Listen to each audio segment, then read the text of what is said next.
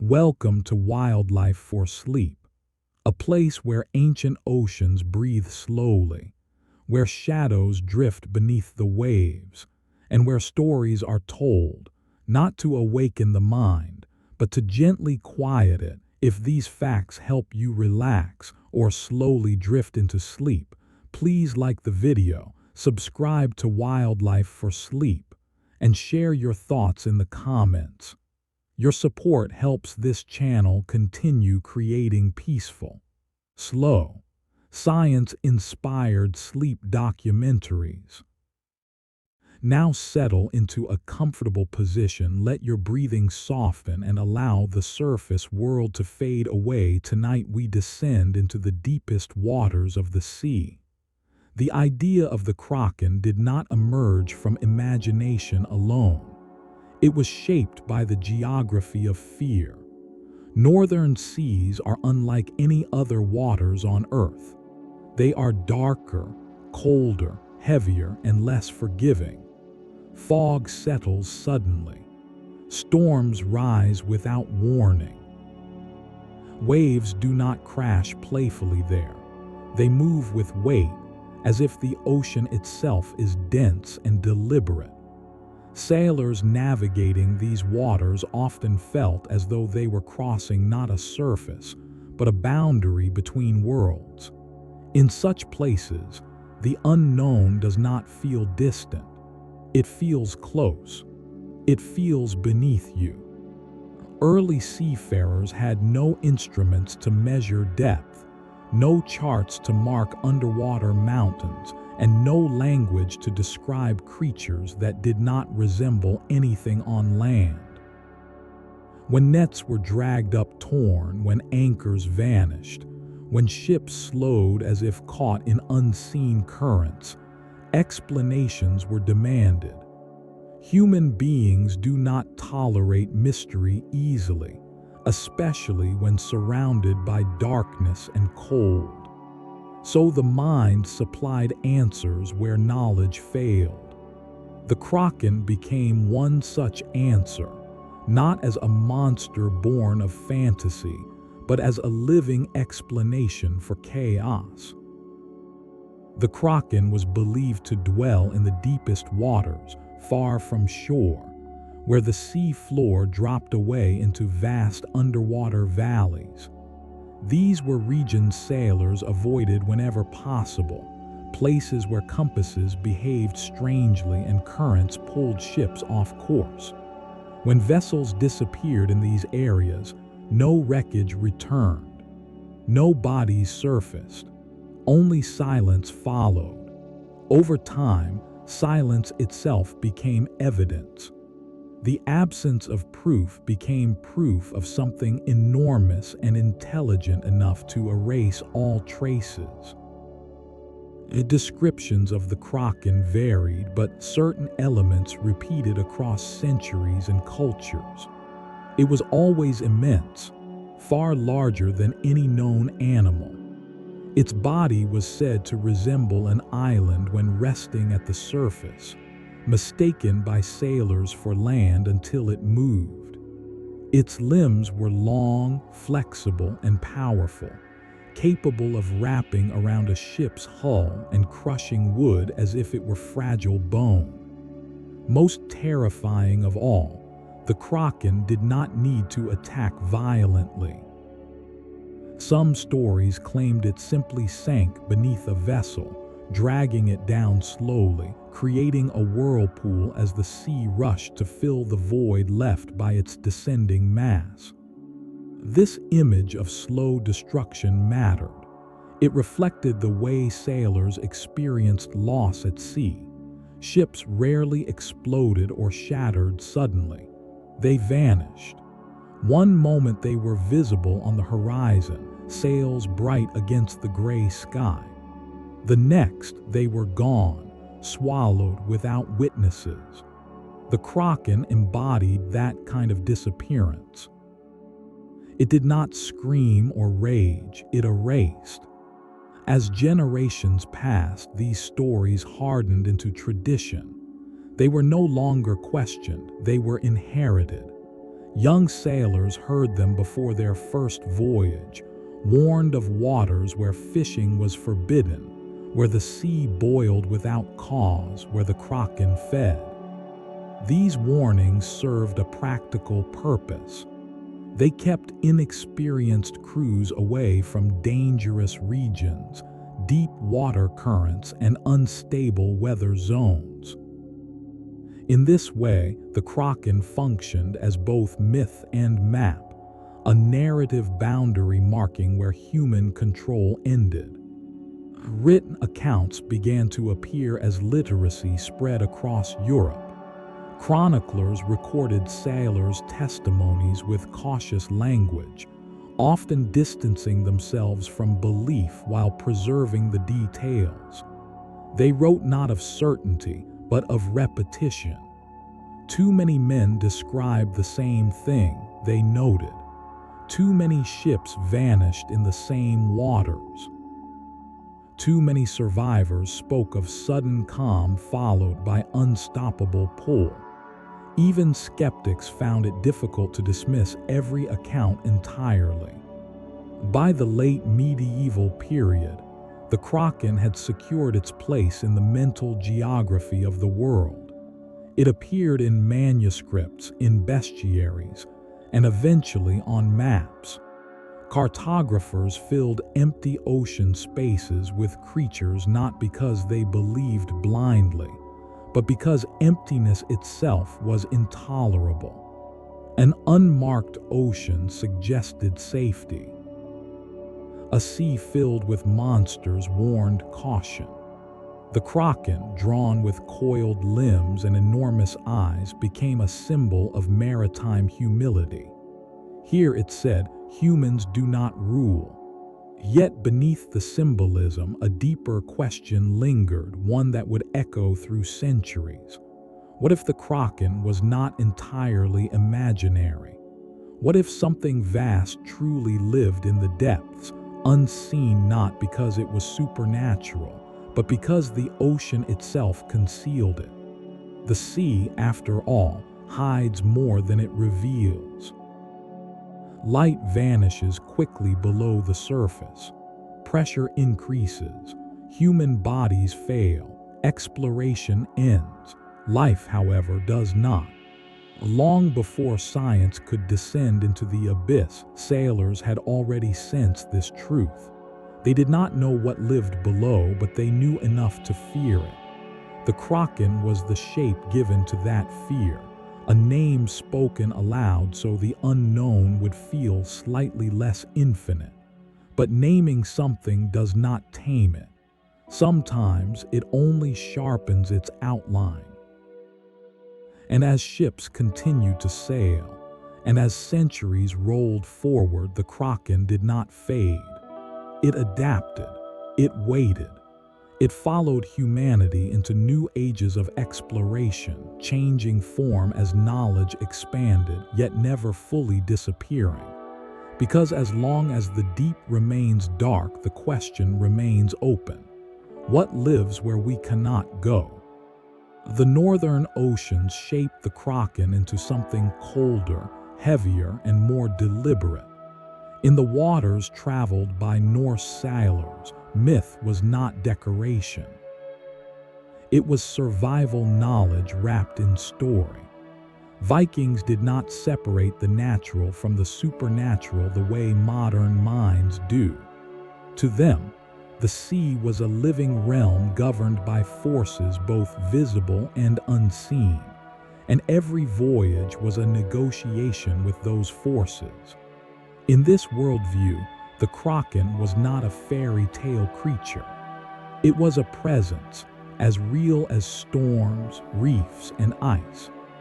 Norse sailors traveled farther into hostile waters than most cultures of their time. They crossed seas that were dark for much of the year, navigated coastlines broken by fjords, and faced waves that rose like walls in winter storms. Their ships were strong but light, built for speed and maneuverability, not for resisting something that came from below. When a vessel was lost in calm weather, when no storm could be blamed, the explanation could not come from the sky. It had to come from the deep. In Norse oral tradition, the Kraken was not always named as such, but its features were unmistakable. It was described as an enormous sea being that rose slowly, sometimes mistaken for a chain of islands. Fish gathered above it in great numbers, lured by warmth or shelter, and fishermen who cast their nets into these unnatural swarms were warned they were feeding too close to something far larger. When the creature finally moved, the sea changed character. Currents twisted, water drained, ships lost control. These stories carried instruction hidden within fear. If the sea behaves strangely, leave. If fish gather where they should not, do not follow. If the water grows unnaturally still, turn back. The Kraken myth encoded environmental observation into memory. It was not meant to be tested. It was meant to be obeyed. Norse sagas speak often of sea monsters, but unlike later medieval fantasies, they are described with restraint. There is little exaggeration for spectacle's sake. The creatures are vast, yes, but they are also animal-like. They do not speak. They do not plot. They act according to instinct. This detail matters because it suggests that early Kraken legends were already drifting toward something biological rather than divine. A beast, not a god. A presence, not a ruler. Sailors returning from long voyages told of seeing the sea itself rise in rounded masses, of feeling their ships pulled sideways without wind, of hearing deep, muffled sounds that did not resemble thunder or breaking ice. These accounts were passed along without flourish. In Norse culture, exaggeration was distrusted. Courage was valued, but honesty was sacred. A man who lied about the sea would be exposed by the sea. As Christianity spread across Scandinavia, older myths were not erased. They were reframed. The Kraken became part of a moral universe, a reminder of human insignificance in the face of creation. Some clerics described it as a test of humility, others as a remnant of a world before order, still lurking in places untouched by divine law. Yet even these interpretations did not deny its existence. They only redefined its meaning. By this point, the Kraken had developed a consistent behavioral pattern across stories.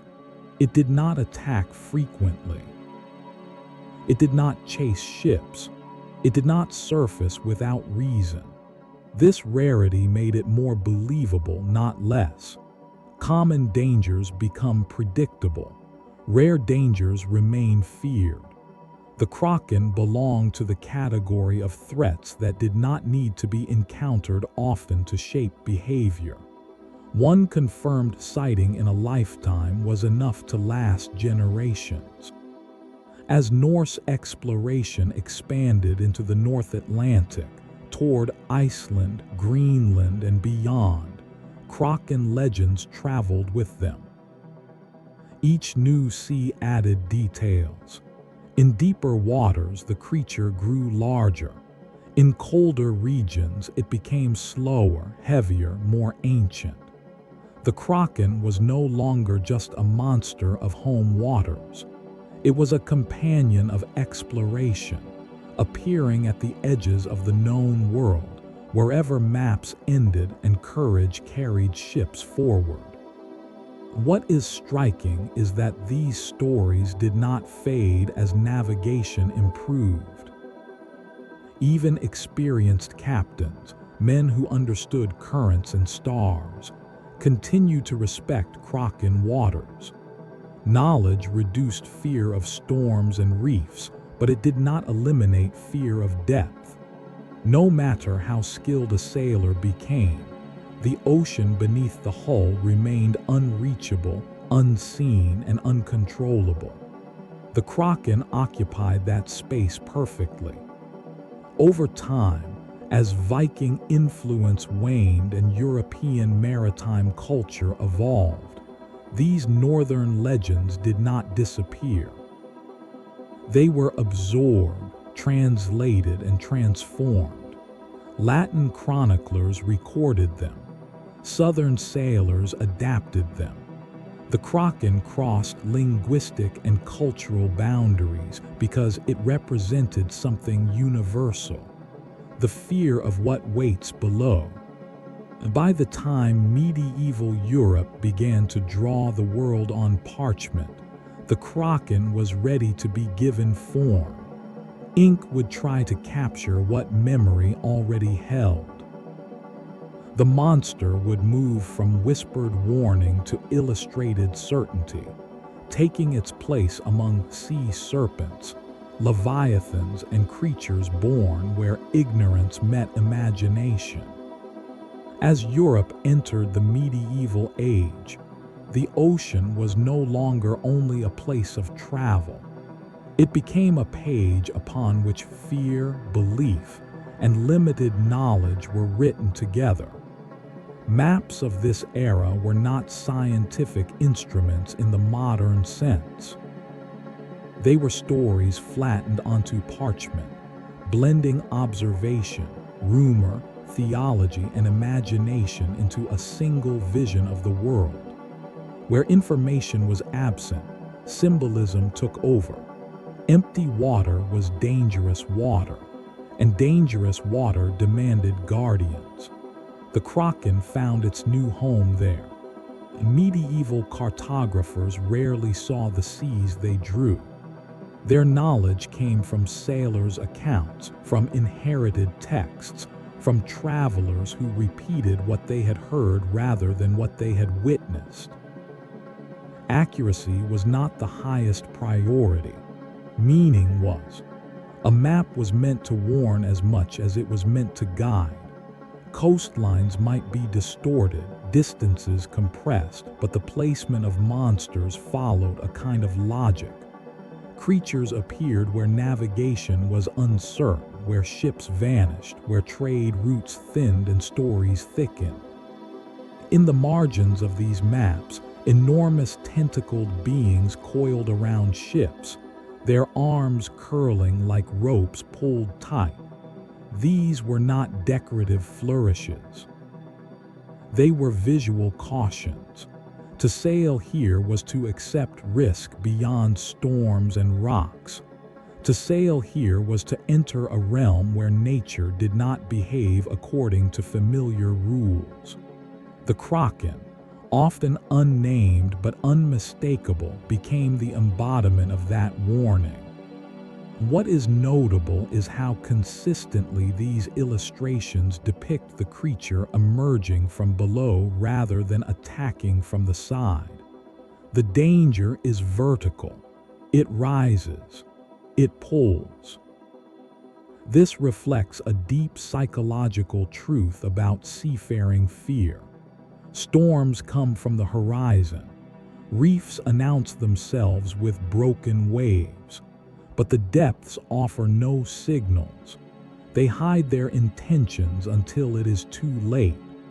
The Kraken was drawn as a reminder that the greatest threat was not what sailors could see, but what they could not.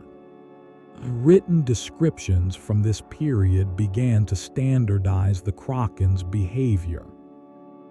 Chroniclers spoke of ships slowed by unseen forces, of waters that seemed to thicken, of whirlpools forming without storm or wind.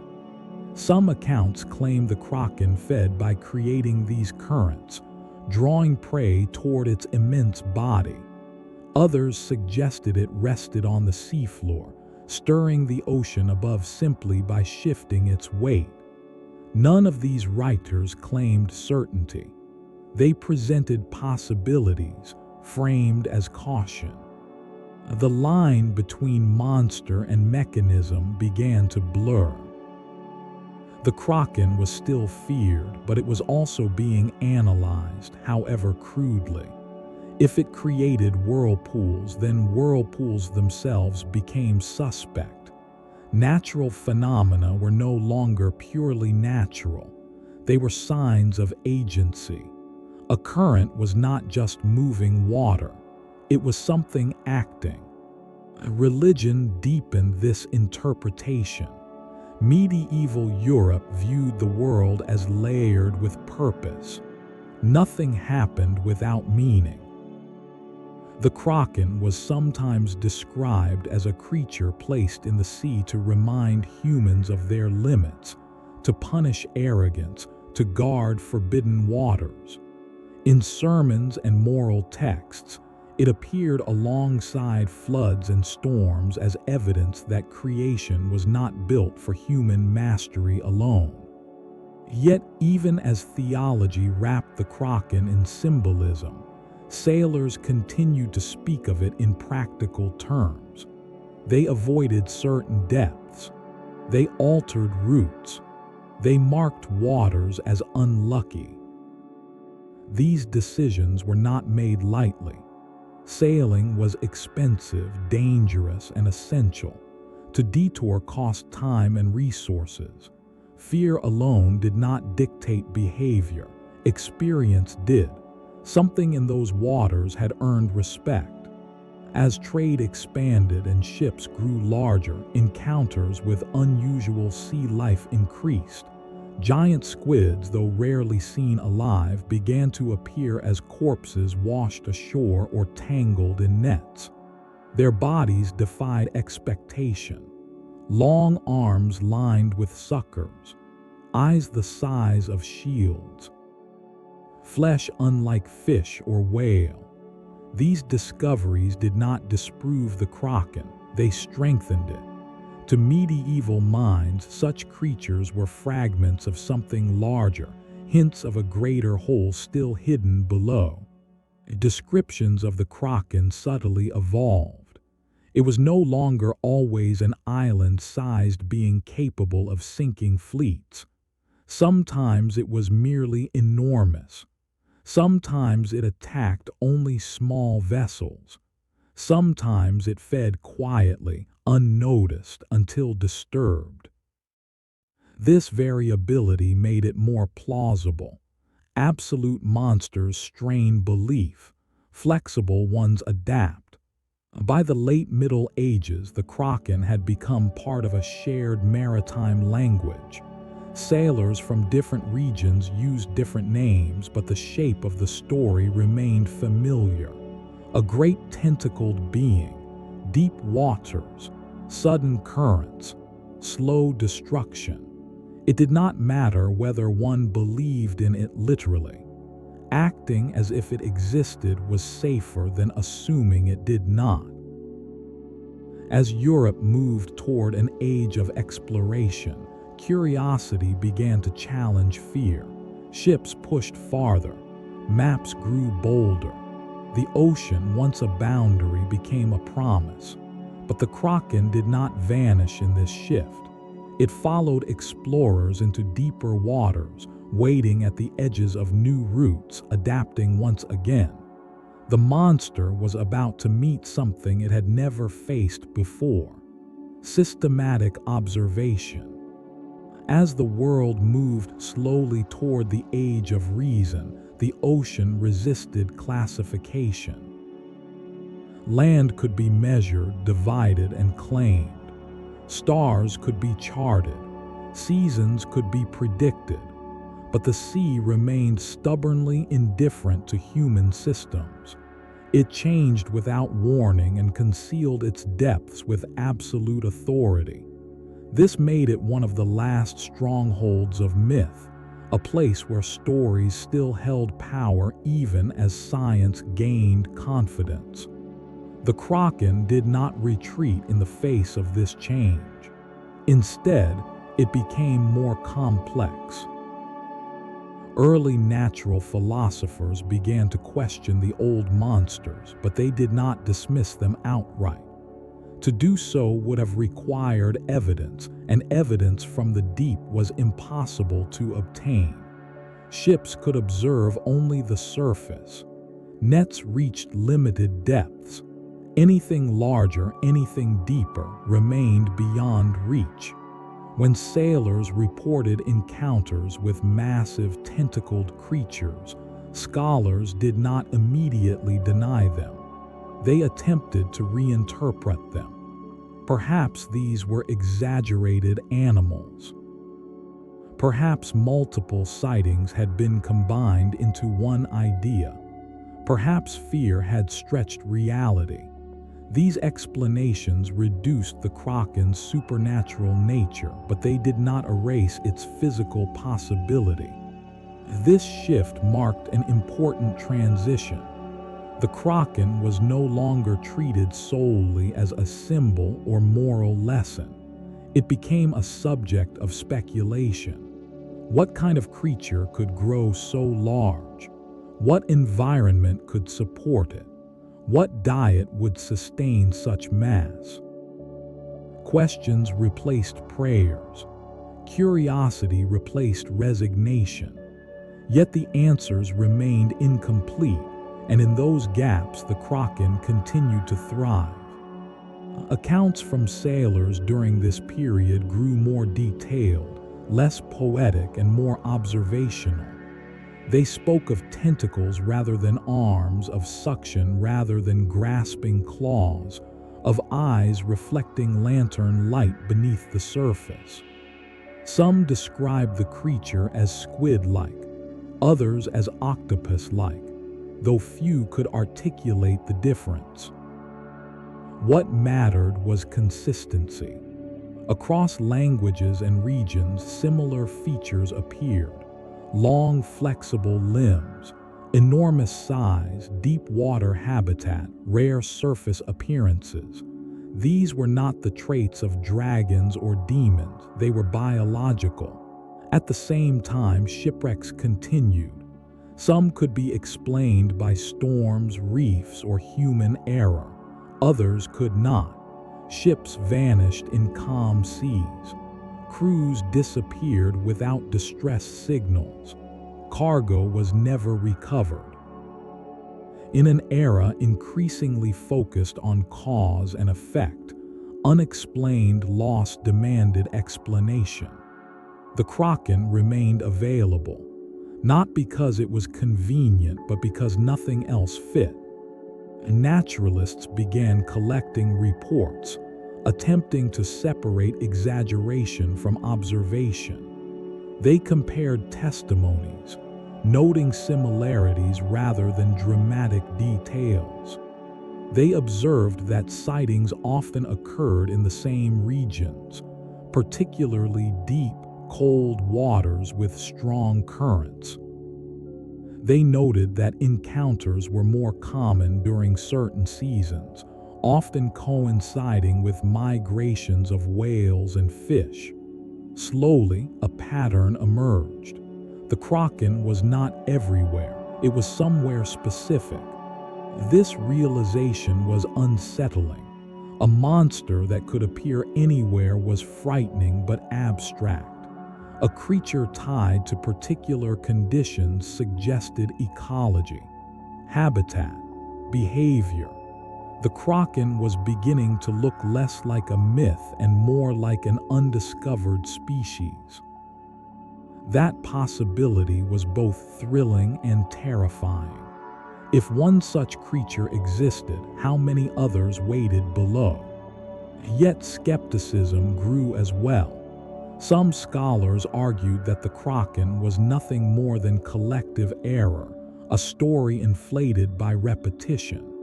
They pointed to optical illusions, to floating debris mistaken for bodies, to whales surfacing beneath ships. They suggested that fear distorted memory, that the mind filled in gaps with inherited imagery. These arguments were reasonable.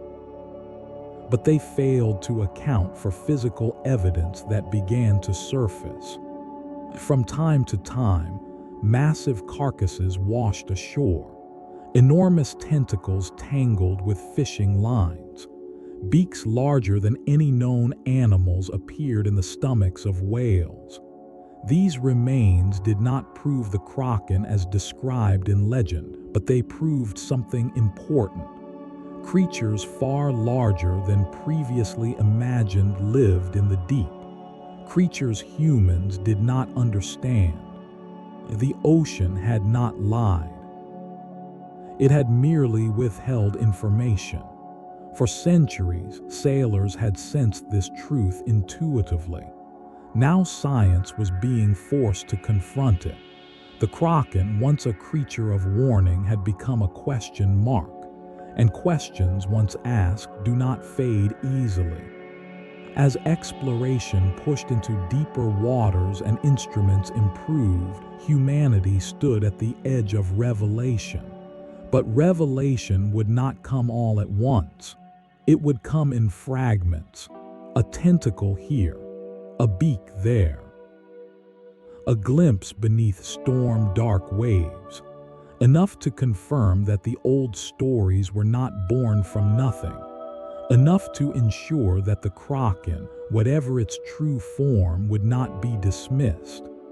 The myth was no longer collapsing. It was transforming, slowly, quietly, like something rising from the depths but not yet breaking the surface.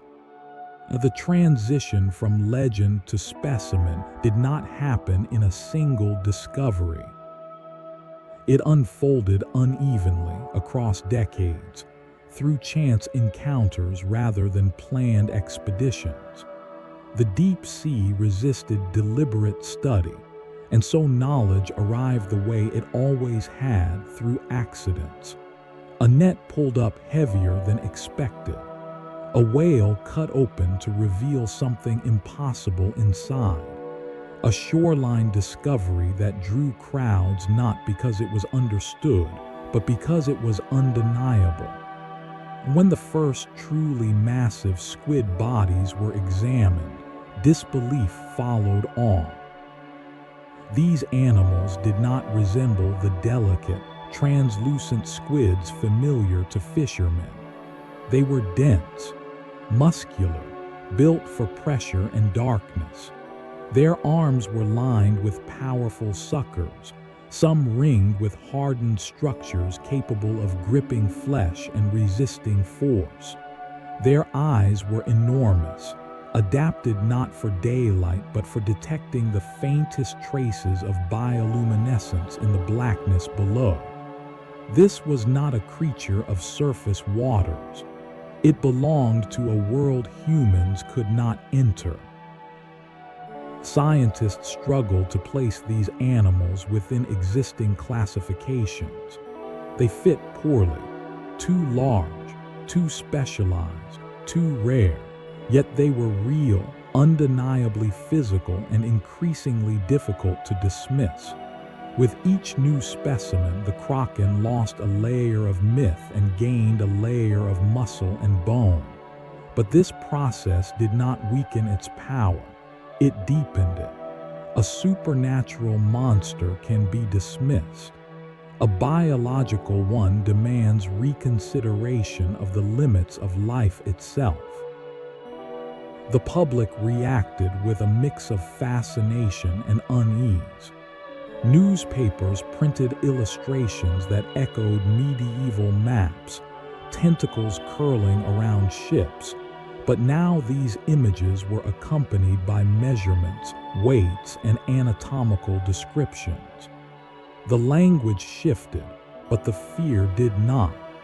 If such creatures existed, then the ocean was not merely vast. It was inhabited by giants that had evolved beyond human awareness.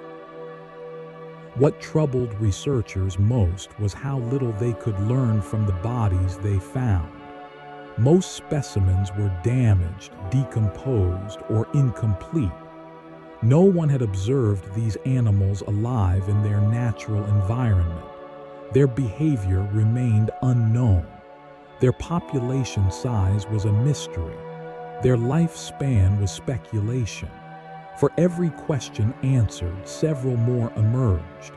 Science, confident on land, found itself humbled once again at sea. Sailors watched these developments with quiet validation. For centuries, they had been told their stories were exaggerations, products of fear or superstition. Now pieces of those stories lay on laboratory tables, tentacles measured in meters, beaks large enough to crush bone. The Kraken, they felt, had never been imaginary. It had simply been unseen. Yet even as evidence accumulated, the full Kraken of legend resisted confirmation. No animal yet discovered matched the scale described in the oldest accounts. No creature was large enough to be mistaken for an island. No squid observed could sink a ship on its own. This discrepancy created a new tension. Either the legends were inflated beyond reality, or something even larger remained hidden. This uncertainty kept the Kraken alive in the public imagination. It occupied a liminal space between known and unknown, between measured specimens and whispered warnings. Each discovery closed one door and opened another. The deep sea, it became clear, did not give up its secrets easily. It offered fragments, not explanations. As technology advanced, humans began to glimpse the depths through cameras and submersibles. Grainy images revealed strange landscapes, alien creatures, and movements that defied surface logic. Yet even these tools had limits. Light faded quickly. Pressure crushed equipment. Vast regions remained unexplored. The ocean floor, mapped only in broad strokes, still held valleys and trenches deeper than mountains are tall. Somewhere in those spaces, the Kraken could still exist, not as a single beast, but as an idea grounded in possibility. The myth had not been proven false. It had been refined, stripped of magic perhaps, but not of wonder. The Kraken was no longer a punishment or a guardian. It was a reminder. A reminder that human knowledge expands unevenly, that mastery is local and temporary, and that the largest living systems on Earth remain mostly untouched by our understanding. As the modern world grew louder and faster, the Kraken endured quietly, slipping into literature, art, and popular culture, never fully leaving the sea behind. Because beneath the noise of certainty, one truth remained unchanged. The deep is still dark, still vast, still watching. The deep ocean is not empty.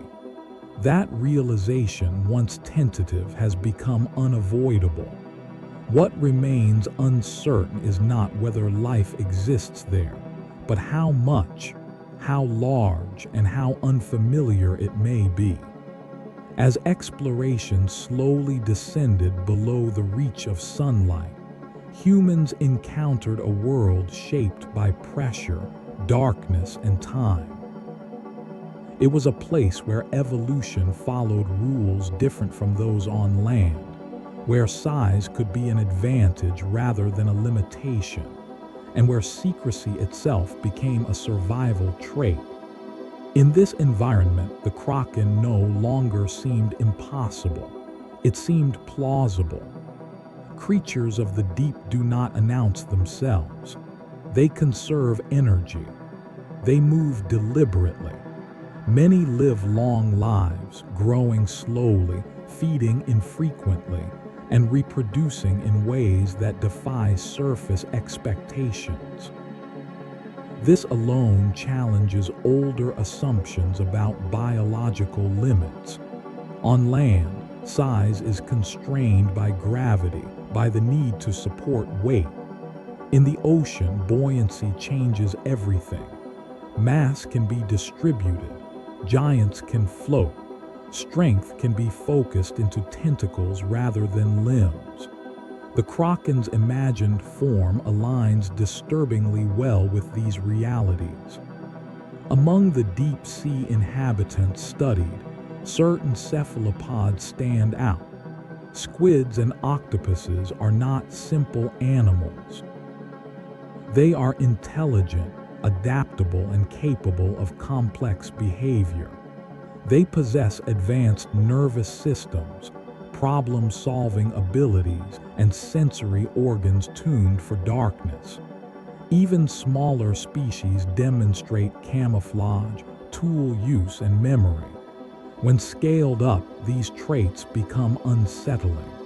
A giant cephalopod would not merely be large, it would be perceptive. Evidence suggests that some species engage in behaviors still poorly understood. Deep-sea squids migrate vertically, rising toward the surface at night and sinking back into darkness by day. This movement coincides with the disappearance and reappearance of fish and plankton, creating feeding events that could easily be misinterpreted by surface observers. A massive body rising unseen beneath a ship could alter currents, slow movement, or create the illusion of suction. The sea itself would appear to turn against the vessel. Encounters between whales and giant squids provide further context. Sperm whales, deep-diving predators, bear scars consistent with battles fought far below. Circular marks, evenly spaced, matching the size and arrangement of large suckers. These are not superficial injuries. They suggest prolonged struggle, strength matched against strength, in an environment where neither combatant has room to flee. If such battles occur routinely, then creatures capable of challenging whales must be powerful indeed. This realization reframes ancient stories. Sailors did not need to witness the Kraken directly to sense its presence. A damaged whale surfacing with fresh wounds, a sudden change in whale behavior, a mass of fish driven upward from below. These indirect signs could inspire fear more effectively than any direct sighting. The ocean speaks through patterns, not declarations. The Kraken, in this light, becomes less a single creature and more a convergence. A convergence of sightings, encounters, ecological signals, and human interpretation. It is the shape the mind gives to something too large and too hidden to be understood fully. The mistake was never believing in the Kraken. The mistake was believing it had to be one specific thing. As research vessels continued probing deeper, new species were discovered that challenged previous definitions of life. Animals with transparent bodies, creatures that glow, organisms that thrive near underwater vents in conditions once thought lethal. Each discovery expanded the possible. The ocean repeatedly demonstrated that it does not conform to surface logic. It evolves solutions humans would never predict.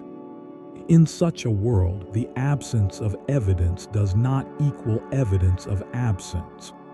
Large regions of the deep remain unexplored not because they are unimportant, but because they are inaccessible. Technology fails, pressure crushes, darkness overwhelms. What has been seen is a fraction. What remains unseen is vast.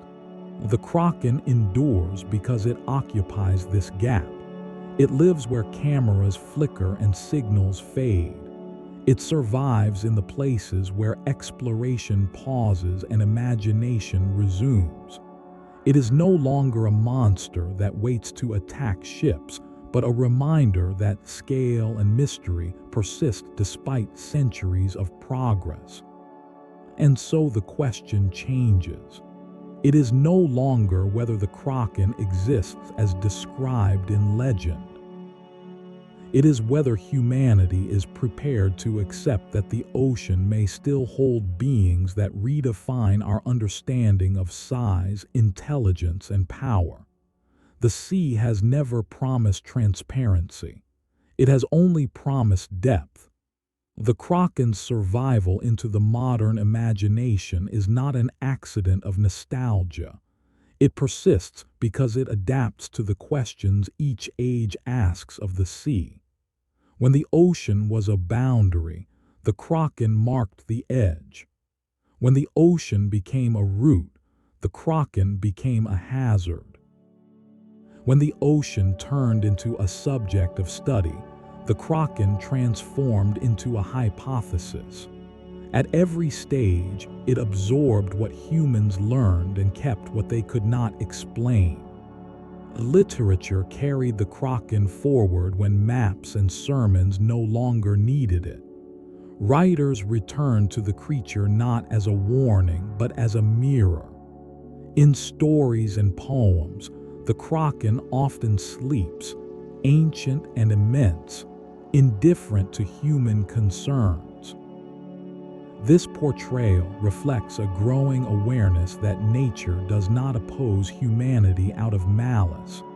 It simply exists on scales that dwarf our priorities. The Kraken became a symbol of deep time, of forces older than civilization, waiting beneath the surface of progress. Popular culture later reshaped the Kraken again, giving it spectacle and motion. It became dramatic, aggressive, cinematic. Tentacles wrapped ships in storms. Eyes glowed. The monster rose fully into view.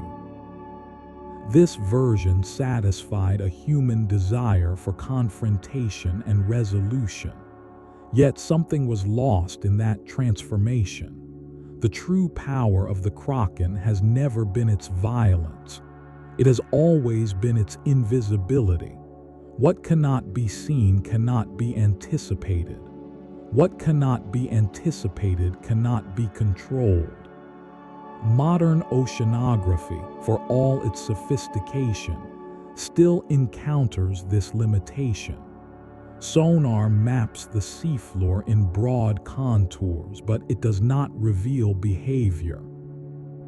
Submersibles capture fleeting images, but they cannot linger everywhere. Autonomous vehicles roam slowly, sampling fragments of a vast whole. The ocean remains undersampled, underobserved, and largely uninterpreted. Every dataset carries uncertainty.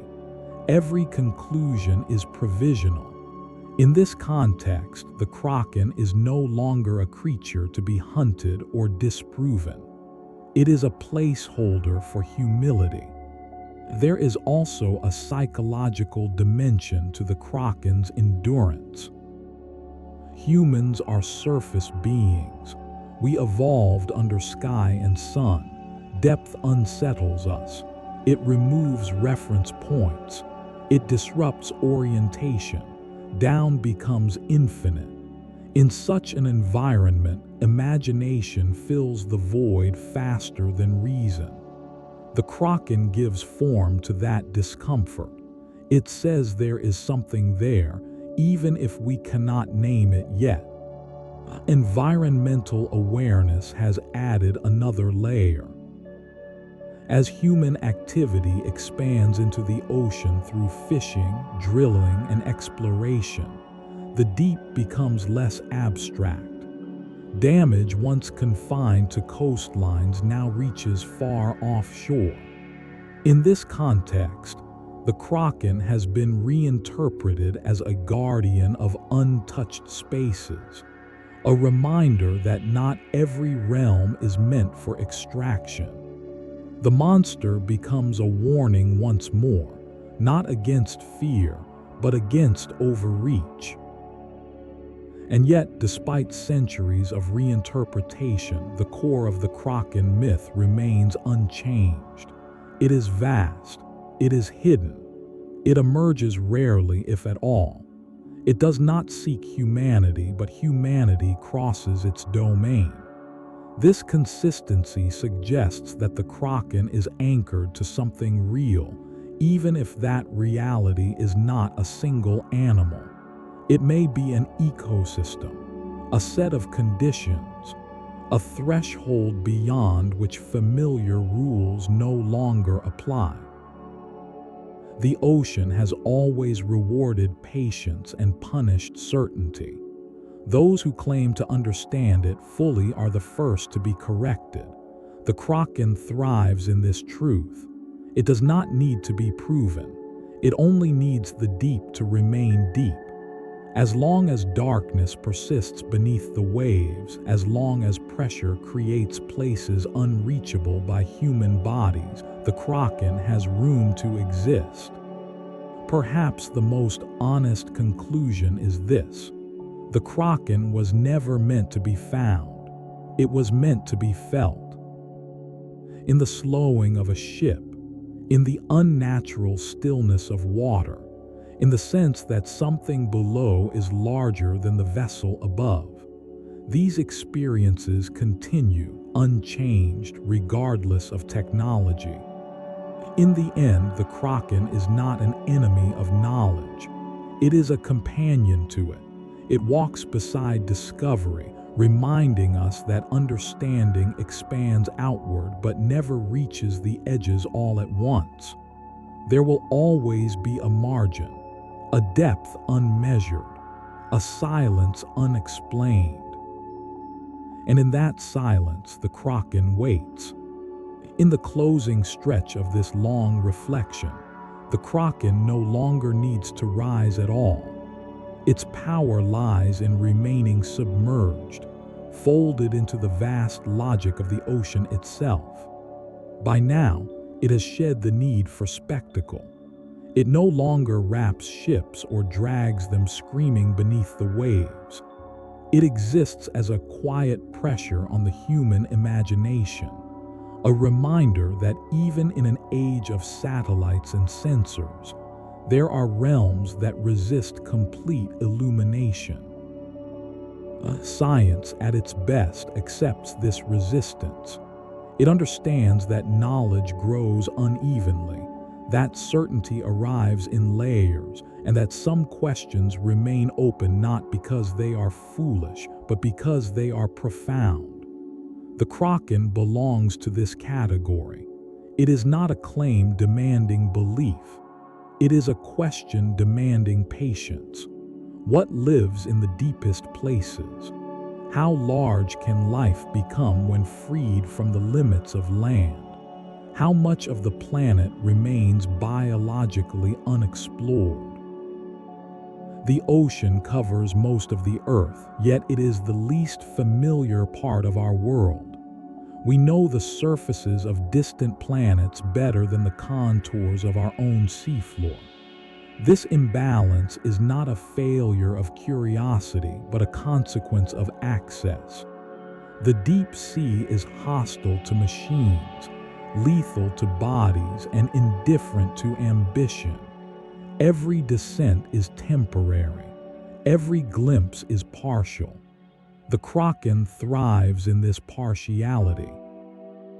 It is tempting to resolve the myth neatly, to say that the Kraken was simply a giant squid misunderstood by frightened sailors.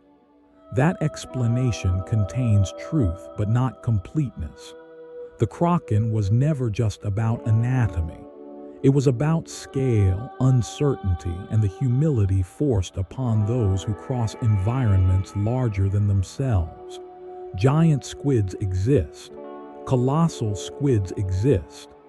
Deep-sea ecosystems exist that we are only beginning to describe. The myth was not wrong. It was early. As humanity faces a future shaped by environmental change, the ocean will again become central to survival. Rising seas, shifting currents, and altered ecosystems remind us that the deep is not separate from our lives. It influences climate, food, and weather in ways still imperfectly understood. In this context, the Kraken's lesson feels newly relevant. Ignore the depths at your peril. Assume mastery too quickly, and the sea will correct you. The Kraken also teaches restraint. Not every mystery demands conquest. Some demand respect. The desire to uncover every hidden thing can become destructive when it forgets context. The deep sea is not empty space waiting to be filled with machines. It is a living system, slow-moving, ancient, and fragile in ways we barely comprehend. The Kraken, once feared as a destroyer of ships, now stands as a symbol of boundaries worth preserving. And so, in the end, the Kraken returns to where it began. Not as a beast with a fixed shape, but as a presence defined by depth itself. It is the weight beneath the keel, the darkness beyond the reach of light, the reminder that the world is larger than our maps, older than our stories, and more complex than our explanations. The sea does not confirm or deny the Kraken. It simply continues. Waves rise and fall. Currents shift. Life moves unseen beneath the surface. And somewhere in that movement, the idea of the Kraken remains, not waiting to be discovered, but waiting to be remembered whenever certainty grows too loud. This is where the book rests for now, not with an answer, but with an acceptance. The Kraken is not gone. It never was. It lives in the deep places of the ocean and in the deep places of human thought, where mystery is not a flaw to be erased, but a truth to be carried forward. The story does not truly end because the ocean does not end. What follows is not a conclusion, but a deepening, a slow widening of perspective, where the Kraken dissolves even further into the fabric of the sea and into the way humans understand their place within it. For most of history, humans approached the ocean from above. We skimmed its surface, traced lines across it, and measured progress by how quickly we could cross it.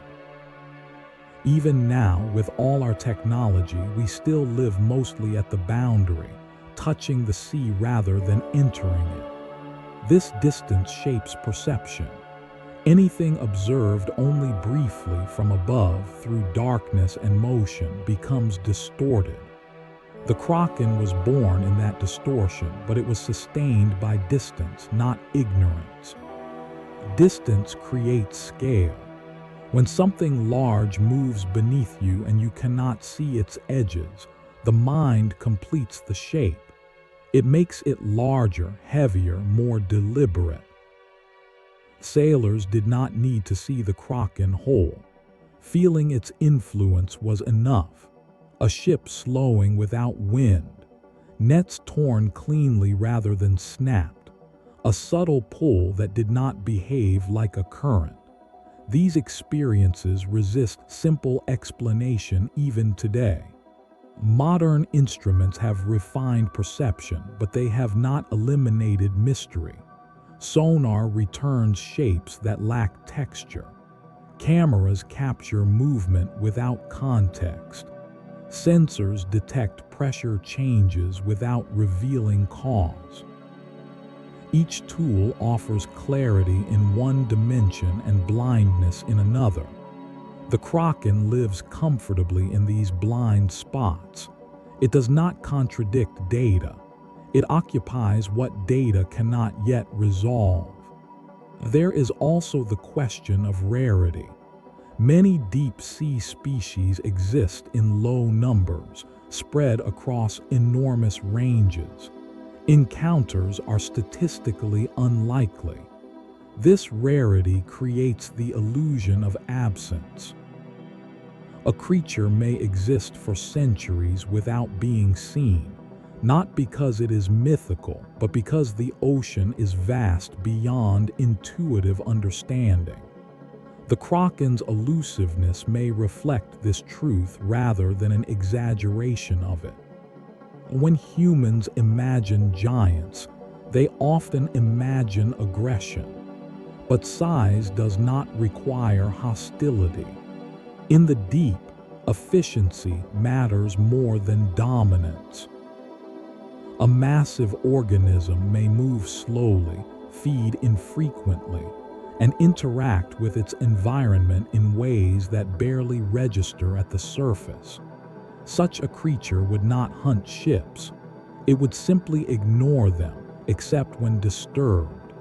Accidental encounters would feel catastrophic to humans, even if they were incidental to the creature itself. This reframing alters the emotional core of the Kraken myth. Fear gives way to imbalance. The terror was never about being targeted. It was about being insignificant. A ship, full of lives and stories, could be undone by something that never noticed it. This idea unsettles deeply because it challenges the human instinct to place itself at the center of events. The Kraken reminds us that the ocean does not arrange itself around human meaning. Over time, as exploration continues, it is possible that no single discovery will ever fully replace the Kraken. Even if every giant cephalopod species is catalogued, even if the seafloor is mapped in detail, the Kraken may persist as a composite, a memory of uncertainty, a narrative shorthand for the period when humans learned, slowly and reluctantly, that the planet is not designed for easy comprehension. In this way, the Kraken belongs to a family of ideas rather than a taxonomy. It sits alongside concepts like wilderness, abyss, and deep time. These are not things that disappear when measured. They change character, but they remain. Measurement does not empty them of meaning, it often deepens it. The ocean will continue to surprise. New species will be found. Old assumptions will be revised. What seems impossible now may become ordinary later. Yet there will always be thresholds beyond which certainty fades. Pressure will exceed tolerance. Darkness will swallow light. Signals will weaken. At those thresholds, the Kraken quietly resumes its place. Perhaps that is its final role. Not as a monster to be feared, nor a mystery to be solved, but as a reminder woven into the long relationship between humans and the sea. A reminder that exploration is not conquest, that knowledge is not possession. That understanding grows best when paired with humility. The Kraken does not need belief, it only needs depth, and the earth has plenty of that left. When the sea is calm and the horizon seems endless, when the water darkens beneath a passing ship, when instruments fall silent and nothing moves except the slow breathing of the ocean itself, the Kraken is already there, not rising, not attacking, simply existing as it always has in the vast space between what is known and what remains beyond reach. The continuation becomes quieter now, not because the subject has weakened, but because depth does not announce itself. It absorbs sound. It slows movement. It encourages stillness. The deeper one goes into the ocean, the more motion feels deliberate, as if time itself thickens. This is where the Kraken has always belonged, not at the surface where waves break and light scatters, but below, where nothing happens quickly and nothing happens without consequence. In deep water, survival is not dramatic. It is patient. Energy is conserved. Growth is slow. Life stretches itself across decades rather than seasons. This changes how size should be understood. A giant of the deep is not built for constant motion or endless feeding.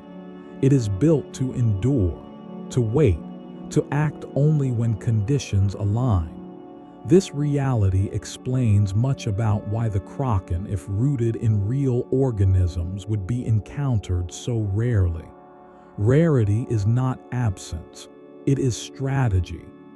Human encounters with the deep are brief interruptions in this long continuity, a passing ship, a descending probe, a flare of artificial light that vanishes as quickly as it appears. To the deep, these are anomalies, not events. If something vast were to notice them at all, it would be as disturbances, not threats or opportunities. The Kraken does not need to hunt humanity to affect it. Proximity alone would be enough. This understanding reframes many historical accounts. Ships that slowed inexplicably may have crossed regions where immense bodies displaced water beneath them. Whirlpools may have formed not from attack, but from movement as mass shifted vertically through layers of current. Nets torn cleanly may have brushed against something too solid to entangle. These are not acts of aggression. They are consequences of scale mismatch. Scale mismatch is one of the most uncomfortable truths humans encounter in nature. On land, we are large relative to most life. In the air, we dominate through machines. But in the ocean, particularly in its depths, we are small again. Fragile, dependent. The Kraken myth persisted because it restored this balance when human confidence threatened to erase it. As centuries passed, each generation inherited a slightly altered Kraken. The core remained, but the framing shifted. For some, it was a warning against arrogance. For others, a symbol of unexplored science. For others still, a poetic embodiment of the unknown. These interpretations did not compete. They layered. The Kraken became denser with meaning, not diluted by it. Even now, when satellite images trace the ocean's surface in real time, the deep remains largely untouched by that gaze. The vast majority of the seafloor has never been visually observed. Trenches plunge deeper than mountains rise. Valleys stretch wider than nations. Within them, ecosystems operate according to rhythms humans do not yet comprehend. In such spaces, imagination is not an indulgence. It is a placeholder for future knowledge. The Kraken occupies that placeholder with unusual precision. It is not defined enough to be disproven, yet not vague enough to be dismissed. It sits at the exact boundary where evidence thins and inference begins. This is why it survives scrutiny that destroys simpler myths. The Kraken does not contradict science. It challenges its completeness. There is also a quieter reason for its endurance. Humans need stories that acknowledge limits. Progress narratives promise control, prediction, and mastery. But unchecked, these promises become fragile. The Kraken counters them gently. It suggests that not everything bends to intention, that some forces remain neutral, vast, and unconcerned with human plans. This is not pessimism, it is balance. In this sense, the Kraken has matured alongside humanity. It no longer needs to be feared as an enemy. It can be respected as context. A reminder that the planet is not a finished diagram, but a living system still revealing itself. The ocean does not rush this revelation. Neither should we. So the Kraken settles again, deeper now, less defined but more secure in its place. It no longer needs tentacles wrapped around ships or storms to announce its presence. It exists wherever depth outpaces certainty, wherever darkness outlasts light, wherever understanding pauses and listening begins. And as long as the sea retains those qualities, as long as there are regions we cannot enter and processes we cannot observe directly, the Kraken will remain, not as a monster waiting to rise, but as a quiet weight beneath human thought, reminding us that mystery is not a failure of knowledge, but one of its foundations. The ocean does not argue with interpretation. It allows meaning to be placed upon it, then continues unchanged. This is why the Kraken endures even as explanations multiply. It does not depend on belief to survive. It depends on depth, on distance, on the simple fact that most of the world beneath the waves remains inaccessible to direct human experience. Where experience ends, narrative begins not as deception but as orientation.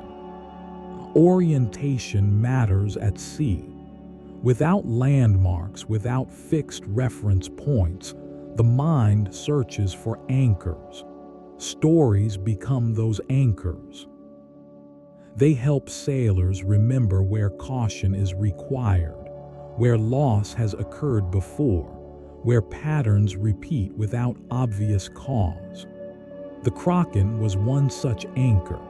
It marked regions of uncertainty, not with coordinates, but with consequence. To cross those waters was to accept risk that could not be calculated. In modern terms, this resembles how scientists speak about unknown variables. The Kraken was an unknown variable long before equations existed to describe one. It absorbed every unexplained loss, every anomaly that resisted classification. Over time, some of those anomalies were explained, others were not. The Kraken adjusted accordingly, shrinking in some places, expanding in others, always reshaping itself to fit what remained unanswered. This adaptability is the hallmark of enduring myths.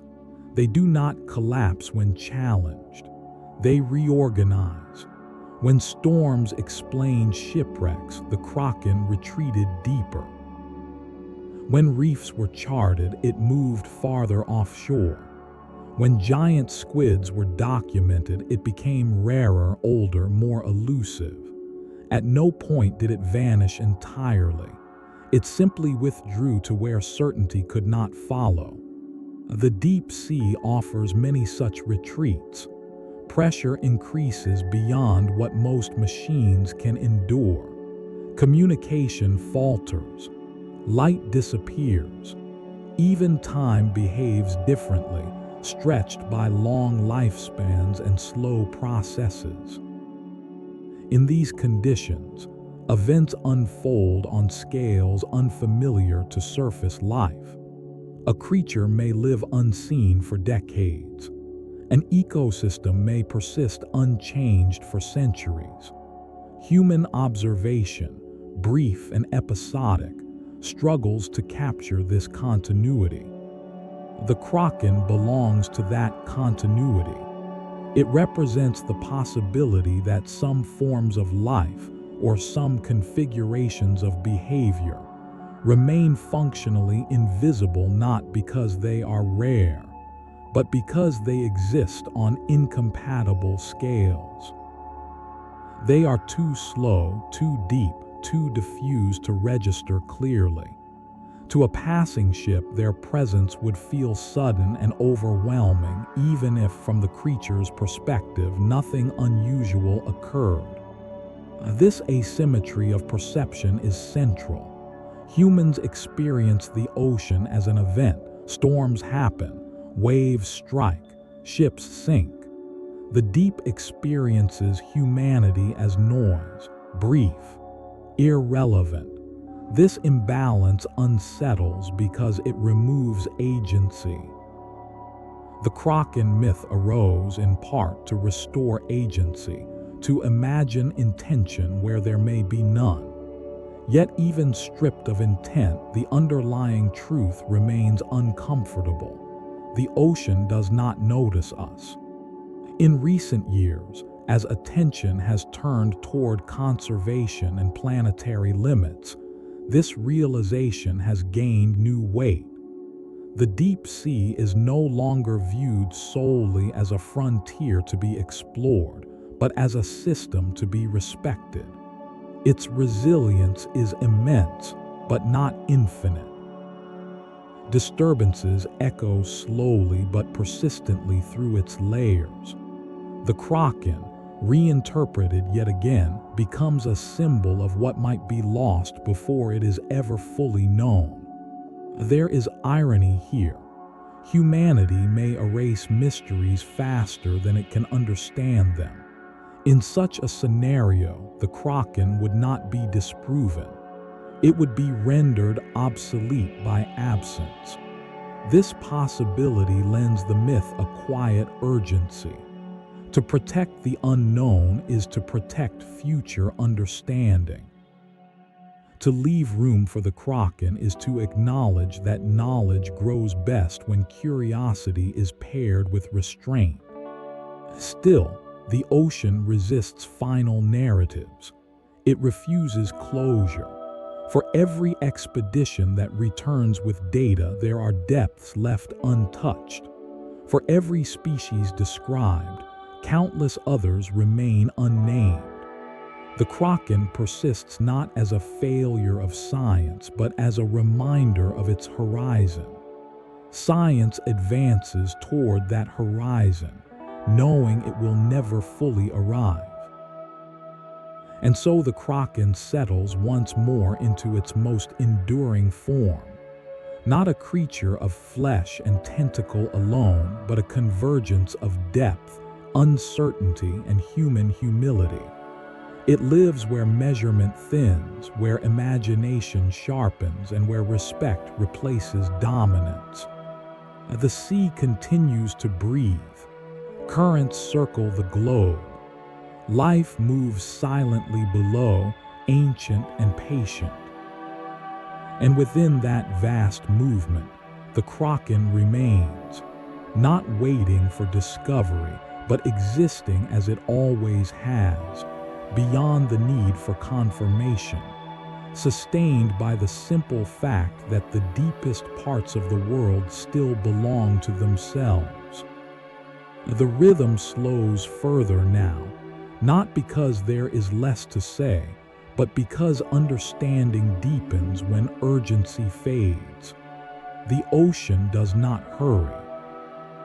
It allows ideas to settle the way sediment settles, layer by layer, each one thin on its own, yet together forming something immense. The Kraken belongs to this slow accumulation. It was not invented in a moment. It was assembled across centuries of observation, fear, respect, and incomplete knowledge.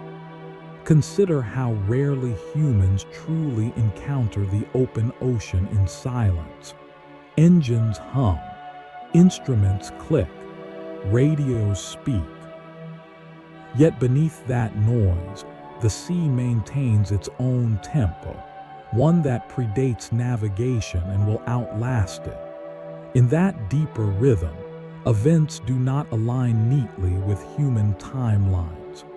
What feels sudden to us may be the result of movements that began hours, days, or even years earlier. The Kraken myth captures this dissonance.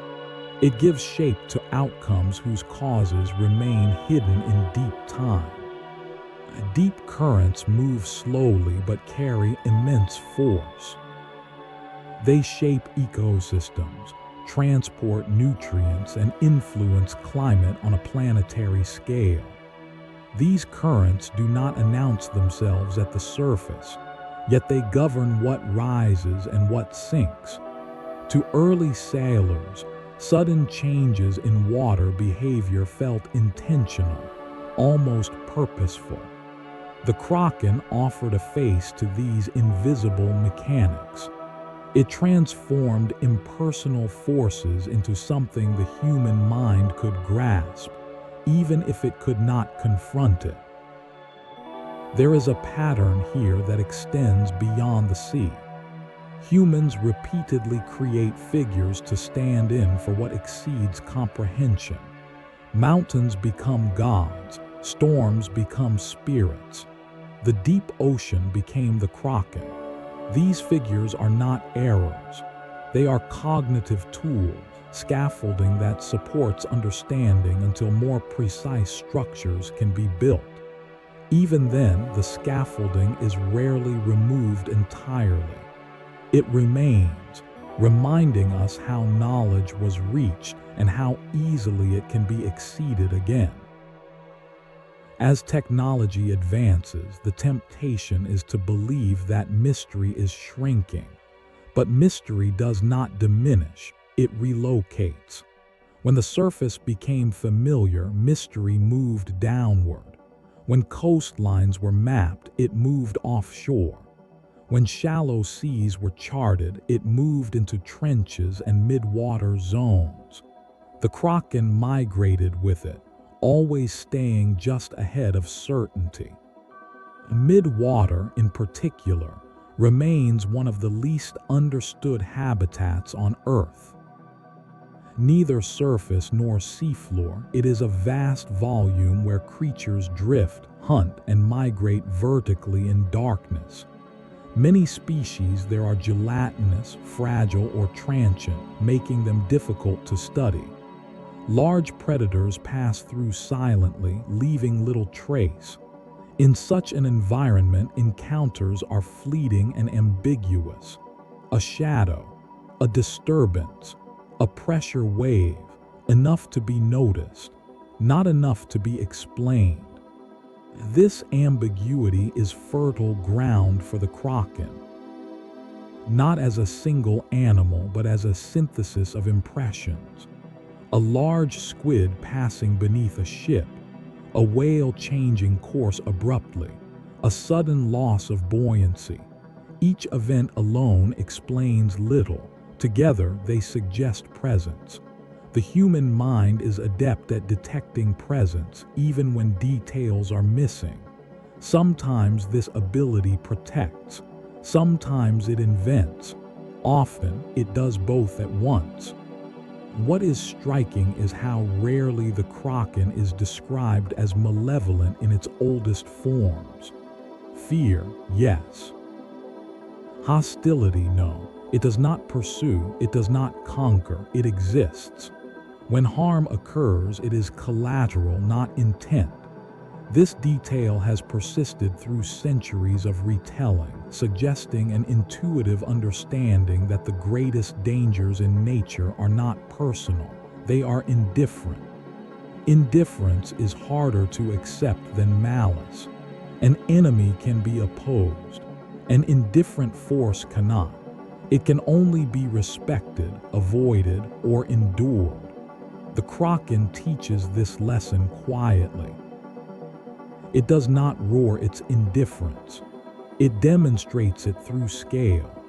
A ship destroyed not because it was targeted, but because it was present at the wrong moment in the wrong place. As modern society grapples with forces larger than itself, climate systems, planetary feedback loops, deep ecological shifts, the Kraken feels unexpectedly contemporary. It speaks to the challenge of responding to processes that do not respond in kind. You cannot negotiate with a current. You cannot threaten pressure. You cannot appeal to darkness. You can only adapt your behavior and acknowledge limits. In this way, the Kraken continues to educate long after its teeth and tentacles have faded from literal belief. It reminds us that not all knowledge leads to control, and not all control leads to safety. Some understanding leads instead to restraint, to choosing where not to go, to deciding when observation is enough. The ocean, vast and largely unobserved, offers endless opportunities to forget this lesson. Each new technology tempts confidence. Each new map suggests completeness. The Kraken lingers to counter that temptation. It whispers that maps are outlines, not interiors. That instruments measure conditions, not meaning. That depth remains, regardless of how much surface is known. And so the narrative continues, not toward a revelation, but toward a steady acceptance. The Kraken is not waiting to be revealed in a single, definitive encounter. It is already revealed, dispersed across patterns, scars, absences, and silences.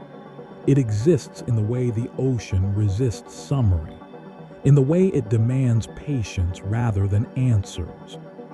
The idea settles now into something broader, less concerned with a single creature and more attentive to what the Kraken has always represented beneath its surface form.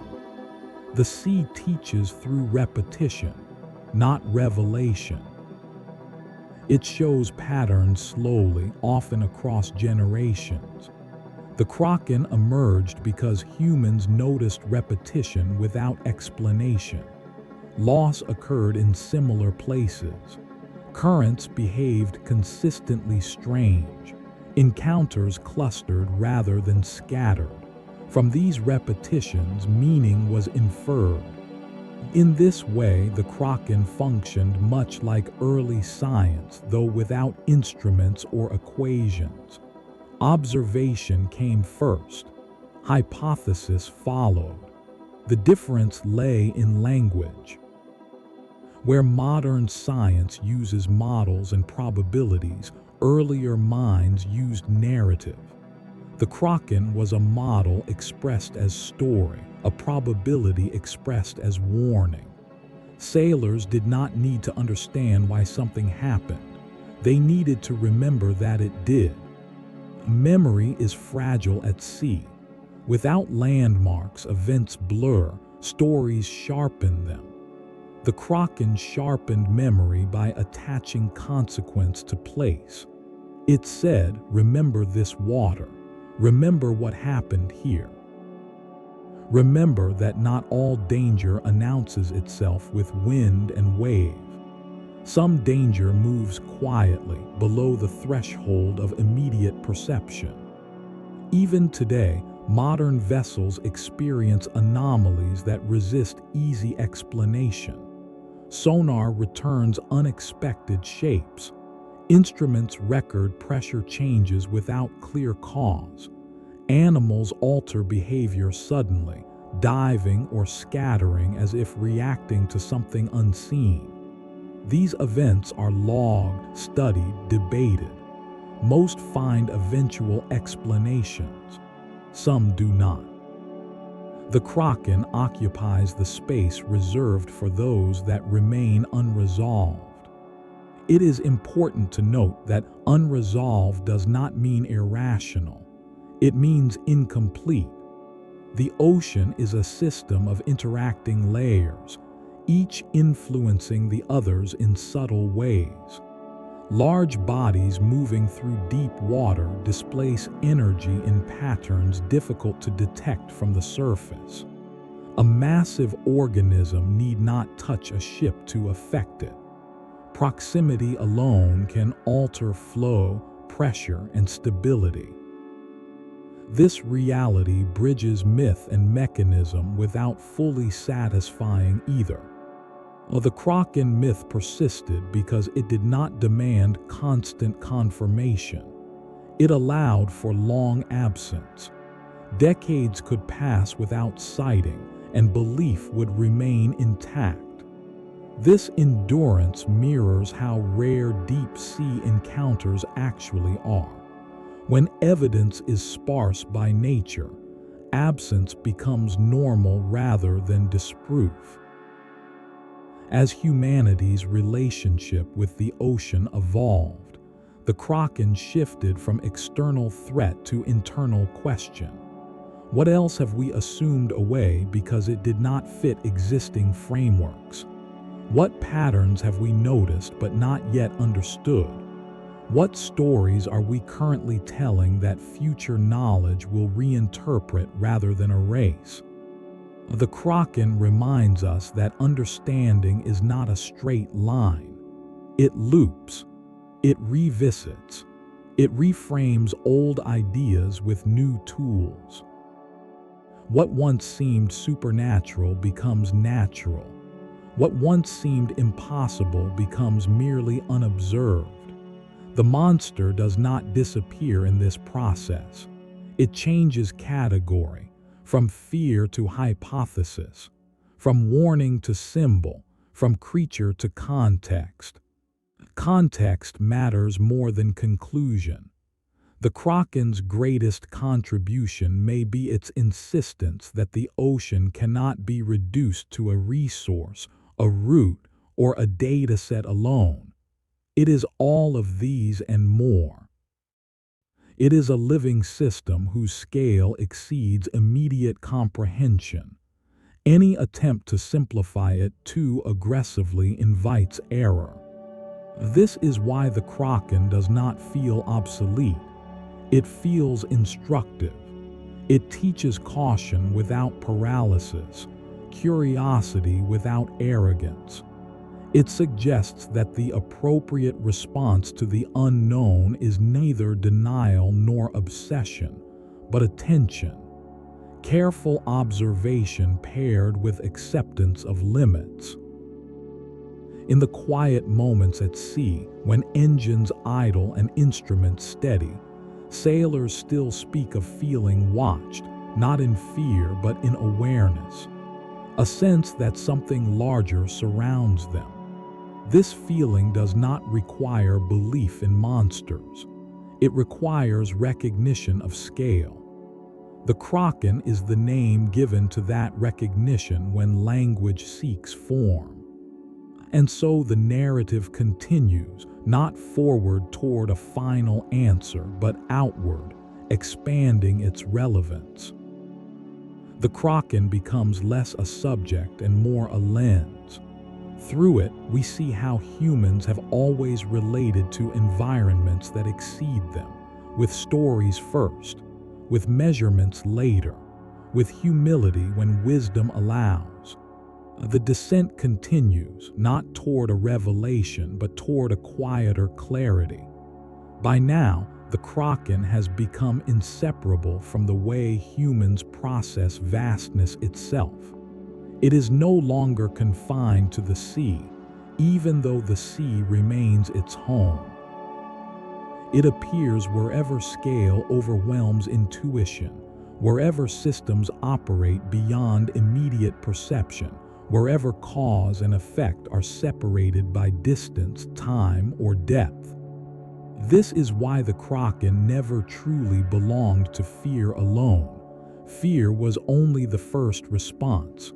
What followed was adjustment. Sailors learned to read signs more carefully. They learned patience. They learned restraint. The Kraken did not stop them from sailing. It taught them how to sail with awareness. Avoiding certain waters was not cowardice, it was calibration, an acknowledgement that not every path is equally survivable. Calibration is a subtle skill. It requires recognizing limits without surrendering curiosity. The Kraken myth embodied this balance. It did not say the ocean was forbidden. It said the ocean was conditional. Respect the conditions or accept the consequences. Modern science echoes this principle in different language, but the core remains unchanged. As humanity looks deeper into the future, toward technologies capable of longer and deeper exploration, the question arises again: how much of the ocean should be known? How much should be left alone? The Kraken enters this discussion not as opposition to discovery, but as a reminder that discovery carries responsibility. To observe without understanding impact is to repeat the earliest mistakes of surface exploration. The deep sea is not resilient in the ways once assumed. Its recovery times are long. Its ecosystems are finely balanced. Disturbances linger. The Kraken, once imagined as indestructible, now symbolizes something fragile precisely because it is rare and hidden. To lose what we never fully knew would be the final irony. This reframing alters the emotional weight of the myth. The Kraken is no longer something to defeat or dismiss. It becomes something to protect, not as a creature, but as a category. A category of life that thrives beyond constant observation. A reminder that not all value is visible, not all significance announces itself.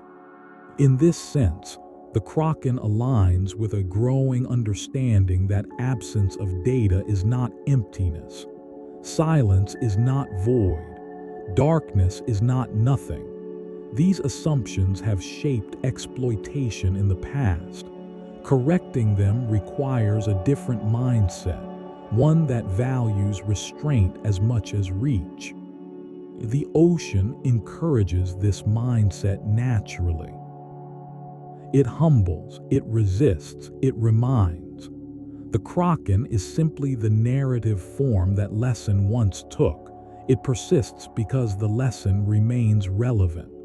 As long as humans interact with systems larger than themselves, they will need stories that slow them down, that widen perspective, that restore proportion. Proportion is the Kraken's quiet gift. It places humanity back into scale. A ship becomes small again. An ambition becomes tentative. A plan becomes provisional. This is not diminishment, it is grounding. It reconnects action with context. When sailors once whispered about the Kraken, they were not surrendering to superstition. They were acknowledging uncertainty honestly. Modern language sometimes disguises uncertainty with confidence. The Kraken strips that disguise away. It asks a simple question beneath all complexity. Do you know enough to proceed safely? Often, the answer is no. And that answer, when accepted, prevents disaster more effectively than bravado ever could. The Kraken's power lies here, in the pause it creates, in the hesitation that saves lives, in the space it opens for reconsideration. As this long narrative continues to unfold, the Kraken becomes less visible but more integrated. It no longer needs to be named frequently. Its influence is felt in how questions are framed, how exploration is paced, how certainty is tempered. It becomes part of the background wisdom rather than the foreground spectacle. The ocean remains vast. The deep remains dark. Knowledge continues to grow, unevenly, imperfectly, guided as much by caution as by curiosity. And within that process, the Kraken endures, not as a monster awaiting discovery, but as a steady reminder that the world is deeper than our reach and richer for remaining so. The flow carries onward, not toward a climax, but toward a widening stillness. At this depth of reflection, the Kraken is no longer a figure that demands attention. It becomes part of the environment like pressure itself, always present but rarely noticed unless something goes wrong. This is how the ocean teaches its longest lessons, not through spectacle, but through persistence. Persistence defines the deep. Processes unfold there at a pace that resists urgency. Organic matter drifts downward for years before reaching the seafloor. Creatures grow slowly, mature late, and live long lives shaped by scarcity rather than abundance. In such a world, sudden events feel enormous not because they are violent, but because they interrupt continuity. The Kraken belongs to these interruptions. It marks moments when surface assumptions collide with deep reality. Human culture has always struggled with environments that do not respond quickly. We are conditioned to expect feedback.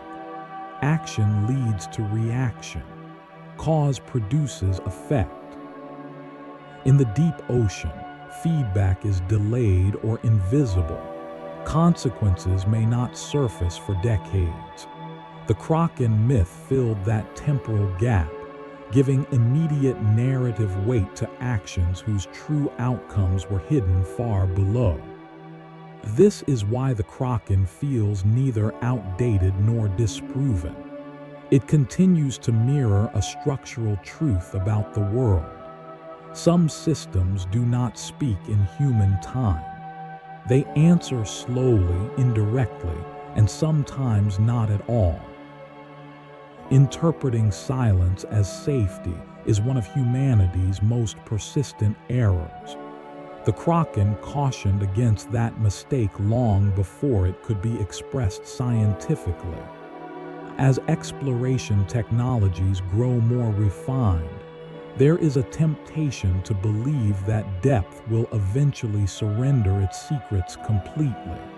But history suggests otherwise.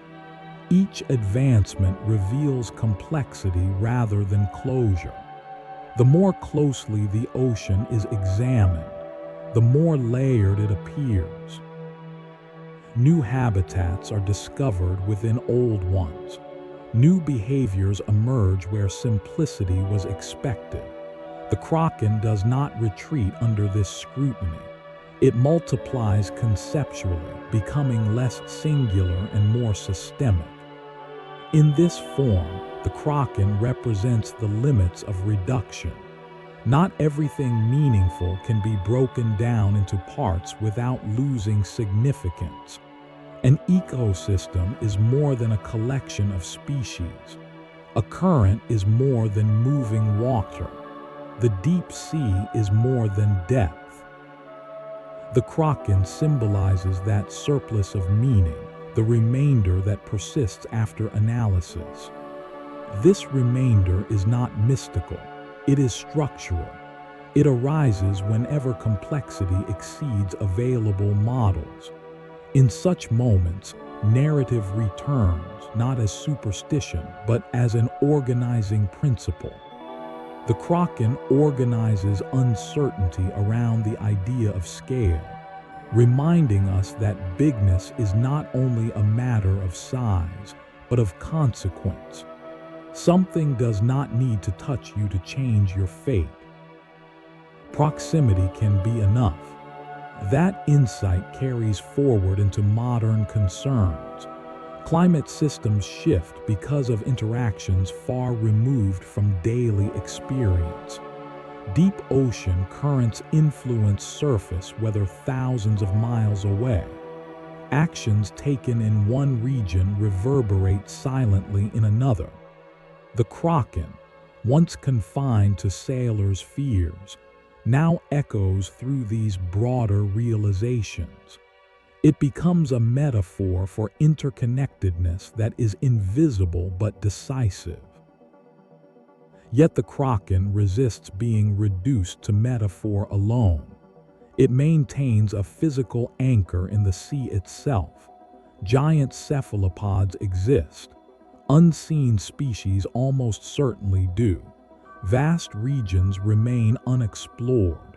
The deep is not a thought experiment. It is a real place exerting real influence. The Kraken's strength lies in standing at the intersection of the tangible and the unknown. This intersection is uncomfortable because it denies finality. Humans prefer conclusions. We like to close books, solve mysteries, finish maps. The ocean resists this impulse. Its edges are not sharp. Its boundaries are not fixed. The Kraken thrives in this openness, reminding us that some questions remain productive precisely because they are unresolved. As this long narrative continues to grow, the Kraken settles ever deeper into its most enduring role. It becomes a companion to inquiry rather than an obstacle to it. It encourages slower thinking, wider framing, and deeper patience. It asks not for belief, but for attentiveness. Attentiveness changes how one moves through the world. It replaces domination with listening. It replaces certainty with curiosity. In the presence of the deep, these shifts are not philosophical luxuries. They are practical necessities. The Kraken's lesson, learned slowly across centuries, is that survival often depends less on power than on perception. And so the ocean continues vast and breathing, layered with histories that overlap and dissolve. Ships pass. Instruments descend and rise. Data accumulates. Stories persist. Somewhere beneath it all, the Kraken remains, not waiting to be revealed, but existing as it always has, folded into the depth itself, steady and unresolved. The movement forward now feels almost circular, as if the narrative itself has entered a current that does not rush toward an ending but keeps returning to deeper layers of the same truth. This is fitting because the ocean does not progress in straight lines. It circulates, it recycles, it remembers. The Kraken, bound to this system, follows the same pattern, resurfacing not as repetition, but as refinement.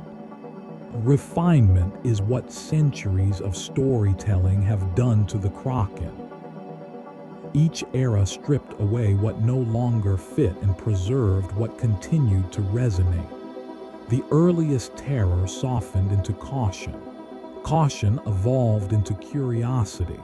Curiosity matured into respect. At no point did the core dissolve. The deep remained vast.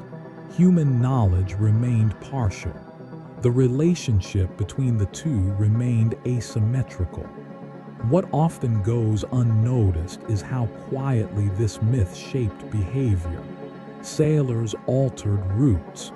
Fishermen changed habits. Communities developed shared understandings of where abundance turned dangerous. These decisions were not dramatic. They were subtle. Over time, they saved lives. The Kraken's influence was never loud. It was cumulative. In modern terms, this resembles how humans respond to statistical risk. Rare but catastrophic events command attention disproportionate to their frequency. The Kraken represented such risk before probability theory existed. It encoded low-frequency, high-impact danger into a form the mind could retain. Long after individual details faded, the warning remained intact. The deep sea continues to operate under similar logic. Catastrophic interactions are rare, but when they occur, they overwhelm preparation. Equipment fails. Communication breaks. Rescue becomes impossible. The Kraken's narrative persists because it aligns with this reality. It never promised constant threat. It warned of occasional, irreversible consequence. As research continues, scientists increasingly acknowledge how much remains unknown. Estimates of deep-sea biodiversity grow larger with each survey. New species appear faster than they can be classified. Behaviors once thought impossible are documented casually. The deep reveals itself not as a sparse desert, but as a complex, layered web of life. In such a context, imagining that the largest inhabitants are fully known begins to feel premature. Yet, even if every large organism were cataloged tomorrow, the Kraken would not disappear, because it was never dependent on a single body. It was dependent on relationship. The relationship between humans and an environment that resists compression into certainty.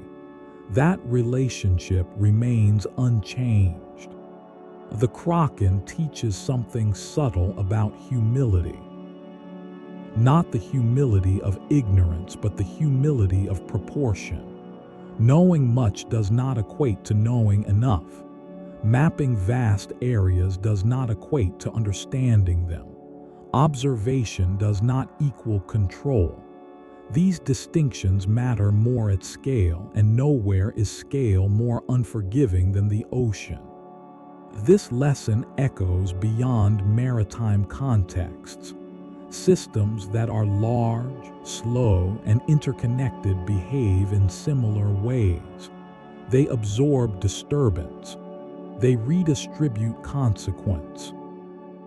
They respond on timelines that outlast immediate perception. The Kraken, though born of the sea, speaks to this broader truth. It reminds us that mastery is often an illusion created by limited perspective.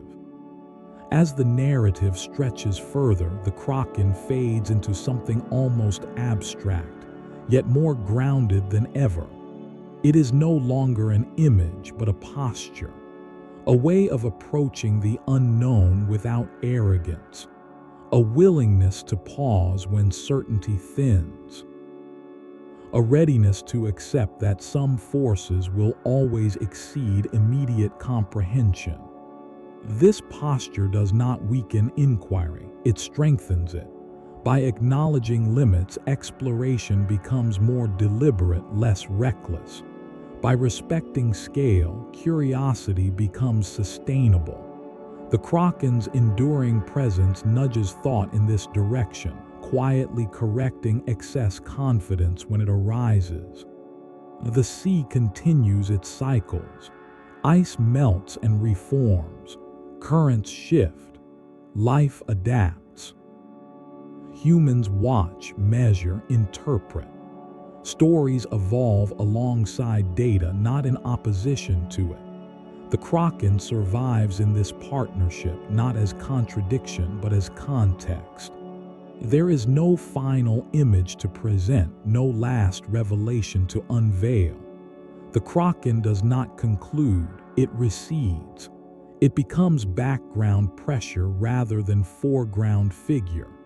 It remains available whenever depth reasserts itself, whenever certainty grows thin, whenever silence becomes meaningful.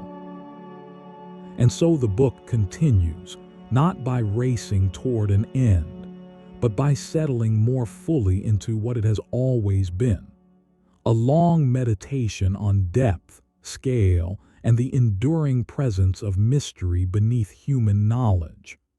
The Kraken rests there, not defeated, not proven, but accepted as part of the ocean's quiet architecture.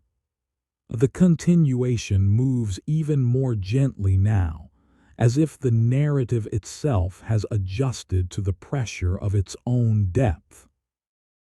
At this point, the Kraken no longer needs to be approached directly.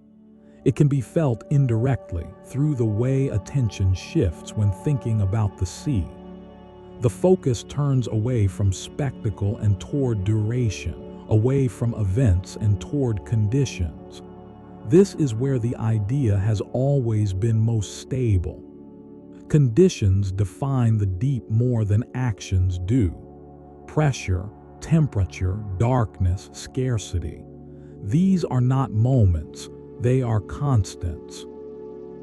Life adapts to them slowly, carefully, in forms that appear strange only because they evolved far from human reference points. The Kraken belongs to this realm of conditional existence. It is not an interruption of nature. It is an expression of it, exaggerated only by distance and incomplete perception. Human minds are drawn to edges, shorelines, horizons, boundaries where one state becomes another. The Kraken inhabits one of these edges, the threshold between surface awareness and deep reality. It stands where vision ends and inference begins. That position has given it unusual resilience. Ideas anchored at thresholds tend to survive longer than those anchored at centers. As exploration deepens, humans are repeatedly reminded that the deep ocean does not reward speed. Rushed surveys miss patterns. Brief descents capture fragments. Long-term observation yields understanding but requires patience that is expensive and rare. The Kraken, patient by nature, fits this tempo perfectly. It waits where haste cannot follow. Waiting is not passive in the deep. It is active conservation of energy. It is alignment with environment. It is survival optimized for scarcity. A large deep-sea organism would embody this principle fully. Movement would be minimal. Encounters would be rare. Evidence would be sparse.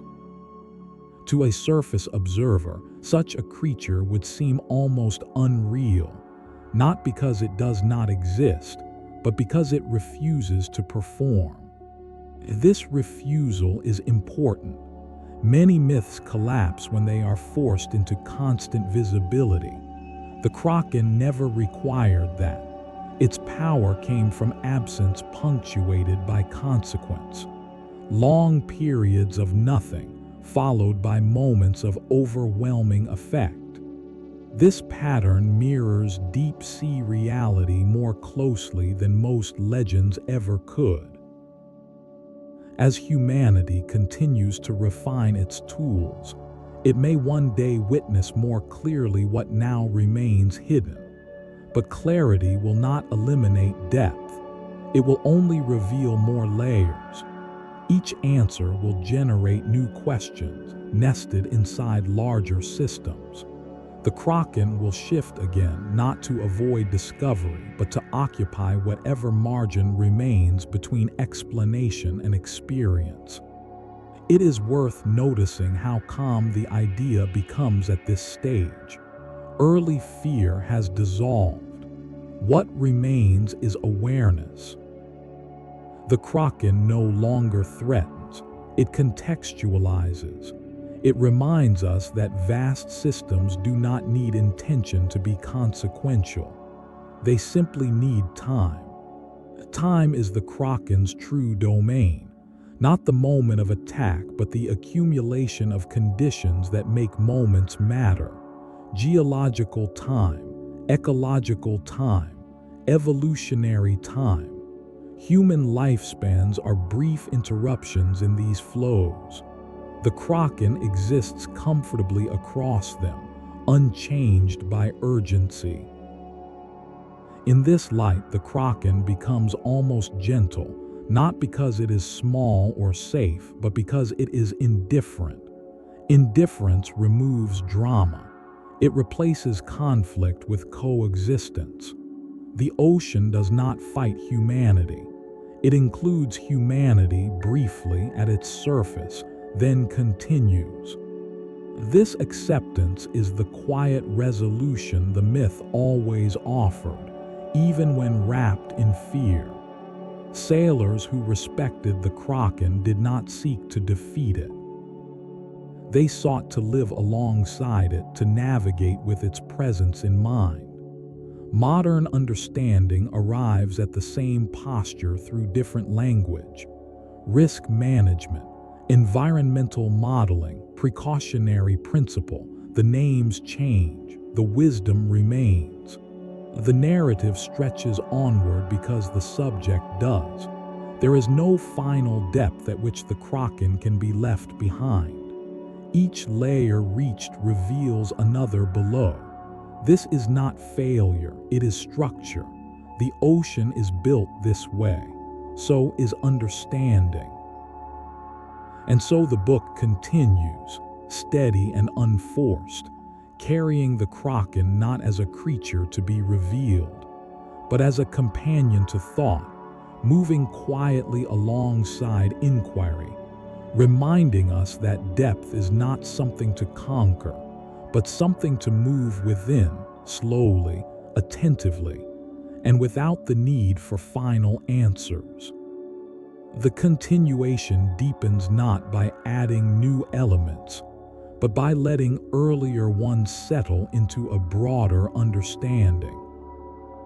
At this point, the Kraken is inseparable from the ocean's character itself. It is no longer something that waits in the depths. It is the depth, understood through human perception. The vastness below the surface does not need inhabitants to feel alive. Its sheer scale, its layered motion, its resistance to full comprehension are enough. The Kraken simply gives that resistance a name. Names have power, not because they control what they describe, but because they allow the mind to hold something without fully grasping it. The Kraken was a handle on immensity. It let sailors speak about danger without pretending to understand it. It let communities transmit caution across generations without diagrams or data. In this way, the Kraken was never an obstacle to knowledge. It was a container for it, waiting to be filled gradually as understanding grew. Even now, modern science relies on similar containers. Terms like unknown unknowns and emergent behavior acknowledge complexity without resolving it. The Kraken served the same role in earlier centuries. It marked the boundary where explanation paused and attention sharpened. The difference lies only in language, not in function. As humanity becomes more aware of its planetary footprint, the deep ocean takes on renewed significance. It is no longer merely distant. It is connected. Carbon cycles pass through it. Heat is stored and released by it. Life above the surface depends on processes far below. The Kraken, once imagined as isolated and monstrous, now aligns with this interconnected view. It represents not separation but integration. What happens in the deep matters, even when it goes unseen. This realization shifts the emotional tone of the myth one final time. Fear recedes completely. What remains is responsibility. If the deep shapes the surface, then ignorance of the deep carries consequences. The Kraken becomes a reminder of stakes rather than threats, a symbol not of attack but of influence that operates silently and persistently. Silence in the ocean is not absence, it is density. Sound travels differently, light disappears, motion becomes subtle. Humans are conditioned to equate silence with emptiness, but the deep teaches the opposite. Silence there is full. The Kraken was born from that fullness, from the sense that something important was happening beyond the reach of senses. As the narrative continues to expand, it becomes clear that the Kraken does not belong to any single culture or era. It belongs to a pattern of thought that emerges whenever humans confront environments larger than themselves. It appears at the edges of deserts, in the depths of forests, in the silence of space. The form changes. The lesson does not. Scale demands humility. The ocean remains one of the few places where this lesson cannot be ignored for long. Mistakes there are unforgiving. Rescue is uncertain. Consequences are final. The Kraken's enduring relevance lies in how accurately it reflects this reality without requiring constant reinforcement. It does not need to be believed in to be effective. It only needs the ocean to remain vast. And it does. Despite centuries of exploration, despite technological leaps, despite growing confidence, the ocean still exceeds complete understanding. Trenches remain unexplored, species remain undescribed, processes remain only partially modeled. The Kraken persists because the conditions that created it persist. The narrative, like the sea, does not rush toward closure. It allows space for reflection. It allows repetition without redundancy. Each return to the Kraken adds nuance rather than noise. What once seemed like a monster now feels like a measure, a way to gauge how far understanding has come and how far it still has to go. In this sense, the Kraken is less a subject of the book than its method. The book itself mirrors the deep, moving slowly, layering meaning, resisting abrupt endings. It invites the reader not to seek resolution, but to grow comfortable with openness, with the idea that some truths are better approached gradually, without the pressure of final answers. The sea continues beyond the page. Currents move unseen. Life persists in darkness. The Kraken remains folded into that movement, not waiting, not hiding, simply existing as part of a world that is larger than any single story. And as long as that world retains its depth, the story will always have somewhere to continue. The continuation now becomes almost meditative because the deeper one goes, the less there is to separate idea from environment. At this stage, the Kraken is no longer something discussed as an object. It has become a way of thinking about the ocean itself, not what the ocean contains, but how it behaves in relation to human expectation. This shift is subtle, but it is the point at which the myth reaches its most durable form. Human expectation is shaped by surfaces. We expect visibility, responsiveness, and proportion. The deep ocean violates all three. Visibility collapses into darkness. Responsiveness slows to geological pace. Proportion stretches beyond intuition. The Kraken emerged because these violations demanded explanation long before they could be measured. It was not ignorance that created the Kraken, but mismatch. The world below simply did not behave in ways the surface mind could process. As knowledge advanced, the mismatch did not disappear. It only changed shape.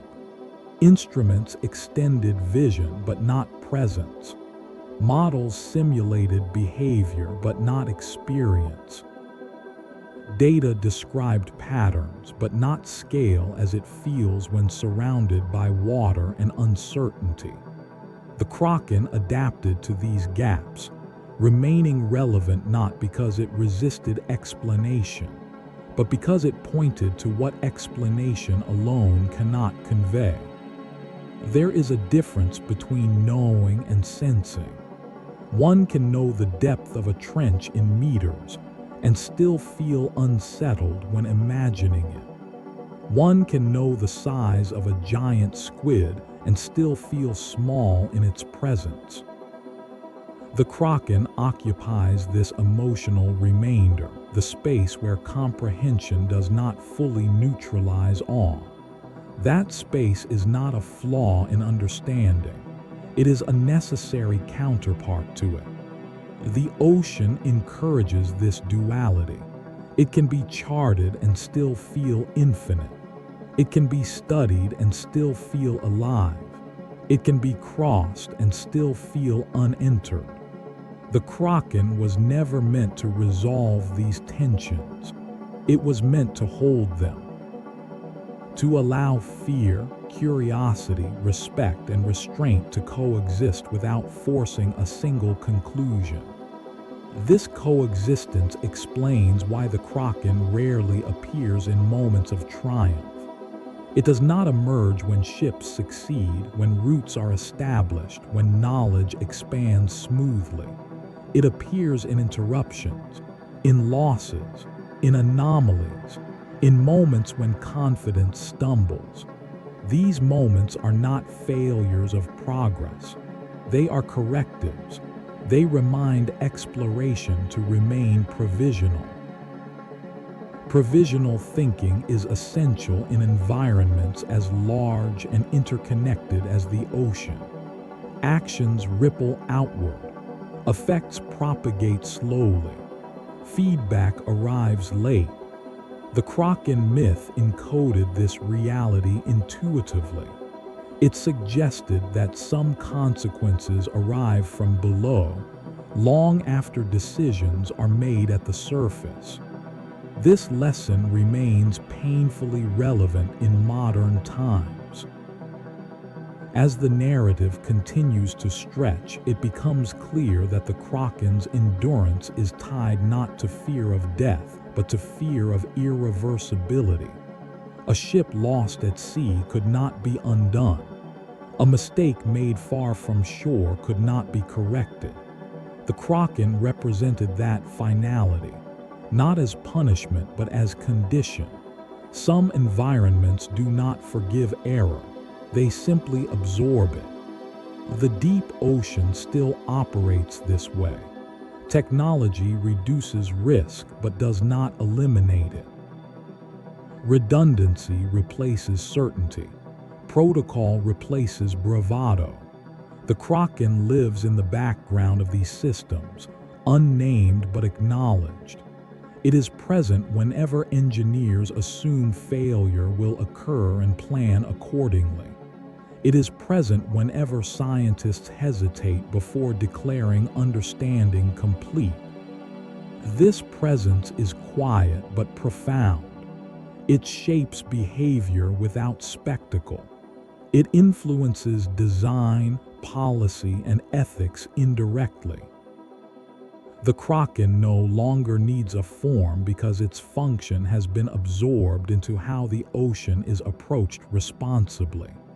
In this way, the myth succeeds by disappearing into practice. Yet disappearance does not mean erasure. When things go wrong, when unexpected events occur, when data fails to explain outcomes, The Kraken resurfaces in language, metaphor, and instinct. It reminds us that the ocean has not changed simply because our tools have improved. Depth still exceeds reach. Darkness still exceeds vision. Complexity still exceeds models. The narrative, like the ocean, continues without urgency. It does not seek a final statement because none would be honest. The Kraken does not conclude, it diffuses. It spreads into the way humans talk about uncertainty, into the pauses between conclusions, into the humility that follows realization. And so the book keeps moving, not forward toward an ending, but outward into a broader acceptance. The Kraken remains not as a monster, not as a hypothesis alone, but as a reminder that some truths are best approached slowly, with attention and restraint, allowing mystery to coexist with knowledge rather than forcing one to eliminate the other. The continuation settles into an even steadier current, where motion is sensed more than seen. At this depth of thought, the Kraken has dissolved almost completely into atmosphere. It no longer needs definition, because definition would limit it. What remains is an awareness that follows the reader quietly, like pressure on the ears during a slow descent. You do not notice it at first. Then suddenly, it is undeniable. This awareness changes how the ocean is perceived. The surface stops feeling like a boundary and starts feeling like a veil. Beneath it lies not chaos, but order operating at a scale and tempo unfamiliar to human life. The Kraken was never an interruption of that order. It was an expression of it, perceived through moments when the veil thinned unexpectedly. Those moments were rare, but rarity made them memorable. A single unexplained loss could outweigh dozens of safe crossings. Human memory privileges the exceptional, especially when it carries consequence. The Kraken thrived in this psychological terrain, not because it was invented recklessly, but because it matched how humans encode risk. Danger that cannot be predicted becomes danger that is named. Naming, however, does not solve, it stabilizes. It allows fear to become communicable rather than paralyzing. The Kraken stabilized fear. It gave it shape without pretending to neutralize it. Sailors could speak of it, warn of it, plan around it, without ever claiming mastery. This balance between acknowledgement and restraint is one of the myth's most sophisticated achievements, even if it was never articulated as such. As generations passed, the Kraken's image softened, but its function remained. It shifted from an external threat to an internal compass. It guided decisions not through terror, but through hesitation. That hesitation mattered. It slowed movement into unfamiliar waters. It encouraged observation before action. It created space for survival instincts to operate before ambition overrode them. Modern science, in its most cautious forms, operates the same way. Hypotheses are tested slowly. Conclusions are qualified. Uncertainty is documented rather than erased. The Kraken did this work narratively long before it could be done mathematically. It encoded uncertainty as wisdom rather than weakness. This is why attempts to dismiss the Kraken entirely often feel unsatisfying. They mistake explanation for replacement. Explaining part of a phenomenon does not remove the conditions that gave rise to the explanation. Giant squids explain some encounters. Currents explain others. Optical illusions explain still more. But the deep remains, and with it the possibility that not all influences have been catalogued. The Kraken persists in that remainder, not as contradiction but as continuity. It carries forward what explanation leaves behind. It occupies the margin where knowledge fades into probability and probability fades into humility. That margin is not an error. It is a feature of any honest engagement with complex systems. The ocean enforces this honesty relentlessly. It allows confidence only up to a point. Beyond that, it withdraws cooperation. Engines fail, instruments mislead, conditions shift. The Kraken does not cause these failures. It represents the acceptance that they will occur regardless of preparation. Acceptance in this context is not surrender. It is alignment. To align with the ocean is to move with awareness of limits rather than in denial of them.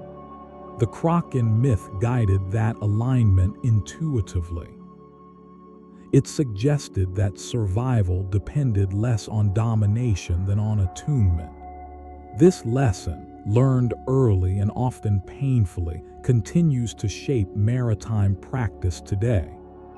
As the narrative continues to stretch, it becomes less about adding content and more about reinforcing orientation.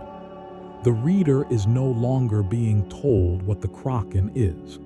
The reader is being invited to notice how thinking changes in its presence, how assumptions loosen, how conclusions soften, how attention widens. This widening is the true destination of the book, not revelation but recalibration. The Kraken is the mechanism through which recalibration occurs. It presses gently against certainty until certainty yields into curiosity. It reminds without insisting. It warns without commanding. It exists without explanation. The ocean remains vast. The deep remains largely unseen. Human knowledge continues to expand, but never evenly, never completely. In this unevenness, the Kraken remains perfectly at home. It requires no defense. It requires no proof. It endures because the conditions that gave rise to it endure. And so the book continues as it must, not because there is something left to uncover, but because depth itself does not end abruptly. It tapers. It layers. It invites continued descent. The Kraken moves with that invitation, not leading, not following, simply present, woven into the slow, patient unfolding of understanding. The continuation now feels almost weightless, even as the pressure increases. This is the paradox of deep understanding. The more one accepts uncertainty, the less it feels like a burden. The Kraken, once heavy with fear and consequence, becomes lighter here, not because it has lost substance, but because it no longer needs to be resisted. It is allowed to exist as part of the mental seascape. At this depth, the ocean is no longer something encountered. It is something inhabited, at least in thought. The boundary between observer and environment softens. One begins to think less in terms of events and more in terms of states. Calm, tension, stillness, drift. The Kraken belongs to these states rather than to moments. It is not a thing that happens. It is a condition that can arise. Conditions are subtle. They do not announce themselves. They develop quietly, influenced by countless small variables. A slight shift in temperature, a gradual change in pressure, a slow accumulation of mass or movement. By the time a condition becomes noticeable, it has already been present for some time. The Kraken myth reflected this truth intuitively. Its appearances were never sudden in origin, only in awareness. This awareness often arrived too late. That is why the Kraken was feared. Not because it was aggressive, but because it revealed how little warning the deep provides. Modern instruments have improved detection, but they have not eliminated delay. Sensors still miss things. Models still approximate. The ocean still surprises. The Kraken remains relevant because surprise remains inevitable. As human understanding matures, surprise is no longer treated solely as threat. It becomes data. Anomalies are studied. Outliers are examined. Unexpected results are preserved rather than discarded. In this way, the Kraken evolves again, becoming a symbol not of danger but of learning opportunity. It points to places where models need refinement, where assumptions need revision. This transformation is subtle but profound. The Kraken is no longer outside the system of knowledge. It is inside it, marking its edges. It indicates where knowledge is working and where it is incomplete. It does not oppose understanding. It defines its perimeter. Perimeters matter. Without them, systems collapse into overconfidence. The Kraken provides a narrative perimeter, reminding inquiry where caution should increase. It does so without halting progress. It simply slows it, allowing complexity to be respected rather than overridden. As this book continues to grow, the Kraken becomes increasingly quiet, not because it is fading, but because it has done its work. It has guided the reader away from simplistic conclusions and toward a more durable posture. A posture that accepts that some environments demand humility not as virtue, but as necessity. The ocean enforces this necessity gently at first, then firmly, then absolutely. The Kraken's earliest stories captured the absolute version of that enforcement. Modern understanding prefers the gentle version. It listens earlier. It adjusts sooner. It learns without needing catastrophe. Yet catastrophe remains possible. The ocean does not guarantee mercy. It guarantees consistency. Conditions apply regardless of intention. The Kraken reminds us of this impartiality. It does not judge. It does not choose. It simply exists within the logic of the deep. As the narrative extends further, it becomes clear that the Kraken's ultimate role is not to be understood, but to be integrated. Integrated into how questions are asked, into how risks are evaluated, into how limits are acknowledged. When this integration occurs, the Kraken no longer needs to appear explicitly. Its influence is felt in the care taken before action. This care is not hesitation born of fear. It is attentiveness born of respect. It is the recognition that the ocean is not an opponent but a context. One does not defeat context. One navigates it. The Kraken teaches navigation at the level of thought. And so the continuation remains open, steady, and unforced. The Kraken rests within it, not as a destination, but as a companion to inquiry. The ocean continues beyond words. Understanding continues beyond certainty. The story continues because depth continues. The continuation flows onward with even less resistance now, as if the narrative has fully adjusted to the environment it describes. At this depth, there is no longer any urgency to define, categorize, or resolve. The Kraken has become part of the water itself, inseparable from the medium that sustains it. To speak of the ocean without acknowledging what lies beyond immediate understanding would now feel incomplete. What changes most here is the relationship between knowledge and patience. Earlier stages demanded answers. This stage allows waiting. The deep teaches that waiting is not inactivity. It is alignment with a scale larger than one's own. The Kraken, once imagined as waiting in ambush, is now understood as waiting in continuity.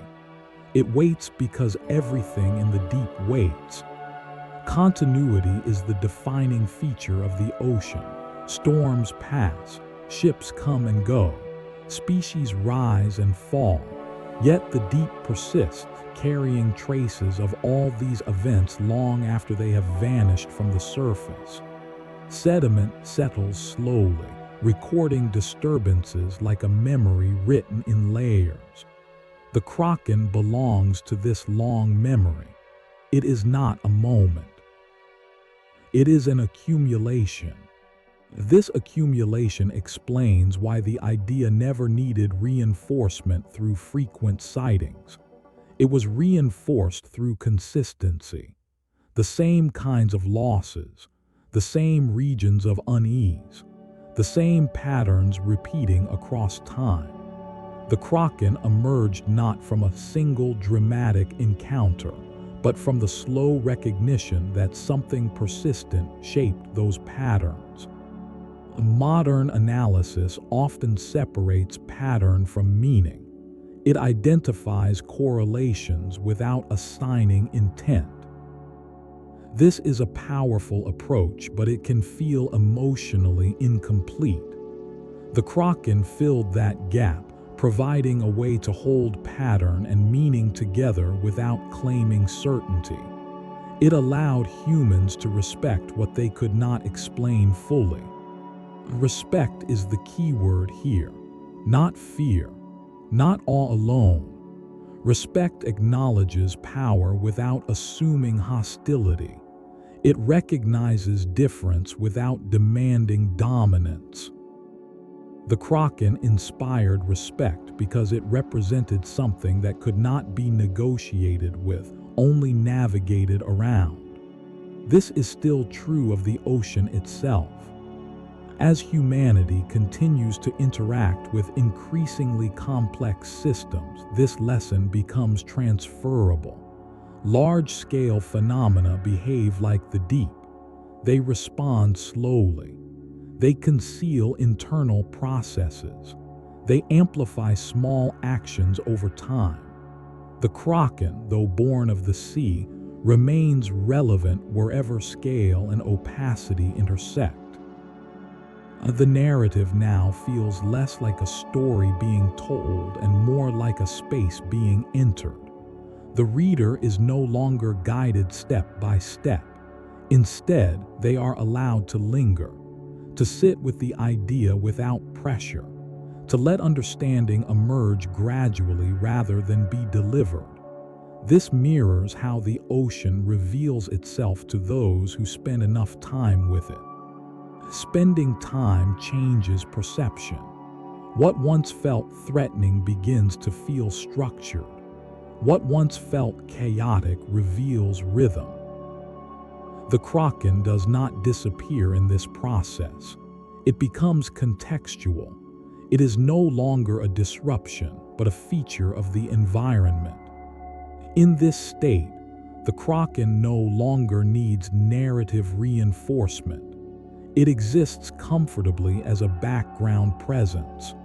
A reminder that some dimensions of reality operate independently of human attention, that the world does not require observation to remain active, that absence of witness does not equal absence of event. The deep ocean continues to operate on its own terms. It circulates heat, it shapes climate, it supports life forms adapted to conditions humans cannot tolerate. The Kraken is folded into these functions, not as a creature acting upon them, but as a symbol of their collective force. As the book grows longer, it becomes clearer that length itself is part of the message. The refusal to conclude mirrors the refusal of the ocean to be summarized. Each continuation adds nuance rather than closure. Each return deepens familiarity without exhausting mystery. This is not circularity, it is depth. The same ideas recur because they are encountered at different levels of understanding. What once felt like repetition now feels like perspective shift. The Kraken remains constant while the observer changes. Eventually, the reader may stop asking where the Kraken is and begin asking how their own thinking has changed. That shift marks the true descent. The Kraken has done what it always did best. It has redirected attention away from itself and toward the conditions that make it meaningful. The ocean remains vast. The deep remains patient. Understanding continues to move slowly, unevenly, but forward.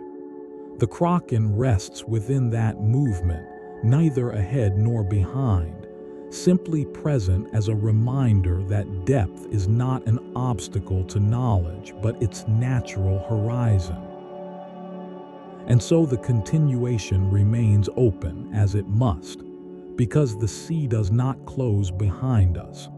It stays, breathing, circulating, holding more than we can see. The Kraken stays with it, not as a secret to be solved, but as a companion to humility, carried quietly through every layer of thought that descends far enough to feel the pressure. The movement forward now is almost imperceptible, like drifting in deep water where motion is measured not by speed but by change in pressure. Nothing new announces itself loudly. Instead, earlier ideas settle into a quieter coherence. The Kraken, by this point, has fully merged with the ocean's deeper logic. It no longer stands apart as a subject. It functions as a background condition, shaping thought without demanding focus. At this depth, the ocean is understood less as a place and more as a process. It circulates energy, redistributes matter, and moderates the planet in ways that operate far beyond immediate human awareness. The Kraken aligns naturally with this understanding. It was never truly about a creature rising from the sea. It was about forces that rise into consequence without warning, shaped by systems too large to be felt until they matter. Human history shows a consistent pattern. When environments exceed comprehension, stories emerge not to replace understanding, but to stabilize it. The Kraken stabilized humanity's relationship with the deep during centuries when tools were insufficient. Today, tools are more powerful, but stabilization is still required. The complexity has not diminished, it has expanded. Expansion changes how uncertainty feels. Early uncertainty produced fear. Later uncertainty produces caution. Mature uncertainty produces humility. The Kraken has traveled through all three phases without losing relevance. Its tone changed, but its function remained intact. It continues to signal that certainty has limits, and that acting as if those limits do not exist invites consequence. In the modern context, this lesson resonates beyond the sea. Large systems behave like oceans. They absorb actions quietly and release effects slowly. Feedback loops operate on scales that escape daily perception. The Kraken, once anchored in salt water, now echoes in discussions of climate, ecology, and planetary balance. It becomes a shared metaphor for delayed consequence and unseen influence. Yet the sea remains its most honest home. There, abstraction dissolves. Physical reality reasserts itself. Pressure crushes, darkness dominates, distance overwhelms. No metaphor is needed to understand limitation. The Kraken feels most authentic here, not because it can be seen, but because it does not need to be. The environment itself does the speaking. As this book continues to lengthen, it mirrors the ocean's refusal to compress meaning into conclusions. The narrative does not resolve because resolution would misrepresent the subject. Depth does not end cleanly. It tapers into further depth. Understanding behaves the same way. The Kraken's final transformation is not disappearance but diffusion. It spreads into attitude, into caution, into curiosity tempered by respect. When these qualities guide interaction with the unknown, the Kraken is present even when unspoken. There is a quiet confidence in this presence. It does not need validation. It does not require fear. It simply remains folded into the structure of thought, reminding us that some environments reward patience more than ambition. The ocean continues its slow work. Heat moves. Life adapts. Currents shift. Humanity watches, measures, revises. Between what is known and what remains beyond reach, the Kraken occupies its most stable position, not as a mystery demanding resolution, but as a horizon reminding us that knowledge grows best when it knows where to stop. And so the continuation remains open, steady, and unforced. The book keeps drifting, layer by layer, deeper into acceptance rather than toward an ending. The Kraken drifts with it, inseparable now from the idea of depth itself, present wherever understanding pauses and listening begins. The continuation now exists almost entirely in the space between words, where meaning is carried less by description and more by tone. At this stage, the Kraken is no longer approached as an idea to be examined. It is treated as a condition that accompanies thought whenever depth is acknowledged honestly. The sea does not demand attention here. It allows it. And in that allowance, understanding changes shape. What becomes clear is that the Kraken was never separate from human awareness of vulnerability. To sail was to accept that control was partial. To cross deep water was to rely on forces that could not be commanded. The Kraken articulated this reality long before it could be measured. It gave language to the discomfort of dependence, to the knowledge that survival sometimes rested on restraint rather than action.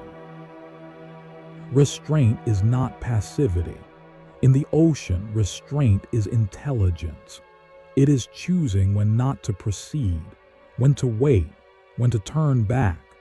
The Kraken's influence lay not in inspiring panic, but in legitimizing caution. It allowed hesitation to feel wise rather than weak. This psychological shift mattered more than any physical description of the creature itself. As navigation improved and confidence grew, hesitation became easier to dismiss. Charts replaced stories. Instruments replaced intuition. Yet the ocean continued to correct overconfidence without explanation. Ships were lost despite preparation. Expeditions failed despite planning. The Kraken resurfaced in these moments not as superstition, but as reminder that knowledge does not eliminate uncertainty. It only changes its form. This is where the myth reaches its quietest power. It no longer competes with science. It complements it. Science explains mechanisms. The Kraken explains posture. Science tells us how the ocean works. The Kraken reminds us how to behave within it. Together, they form a more complete relationship than either could alone. At great depth, sound carries strangely. Low frequencies travel far. Vibrations linger. In a similar way, ideas introduced early in a culture resonate long after their original context has faded. The Kraken resonates because it was tuned to a fundamental frequency of human experience. Encountering scale without mastery. That experience has not vanished, it has expanded. The modern world confronts scale constantly. Systems larger than individuals. Consequences delayed beyond immediate feedback. Effects dispersed across space and time. The Kraken's lesson applies seamlessly here. Do not assume visibility equals control. Do not assume silence equals safety. Do not assume understanding is complete simply because it is functional. In this sense, the Kraken becomes less a myth of the past and more a guide for the future. Not a warning shouted, but a quiet calibration applied continuously. It adjusts expectations downward and awareness upward.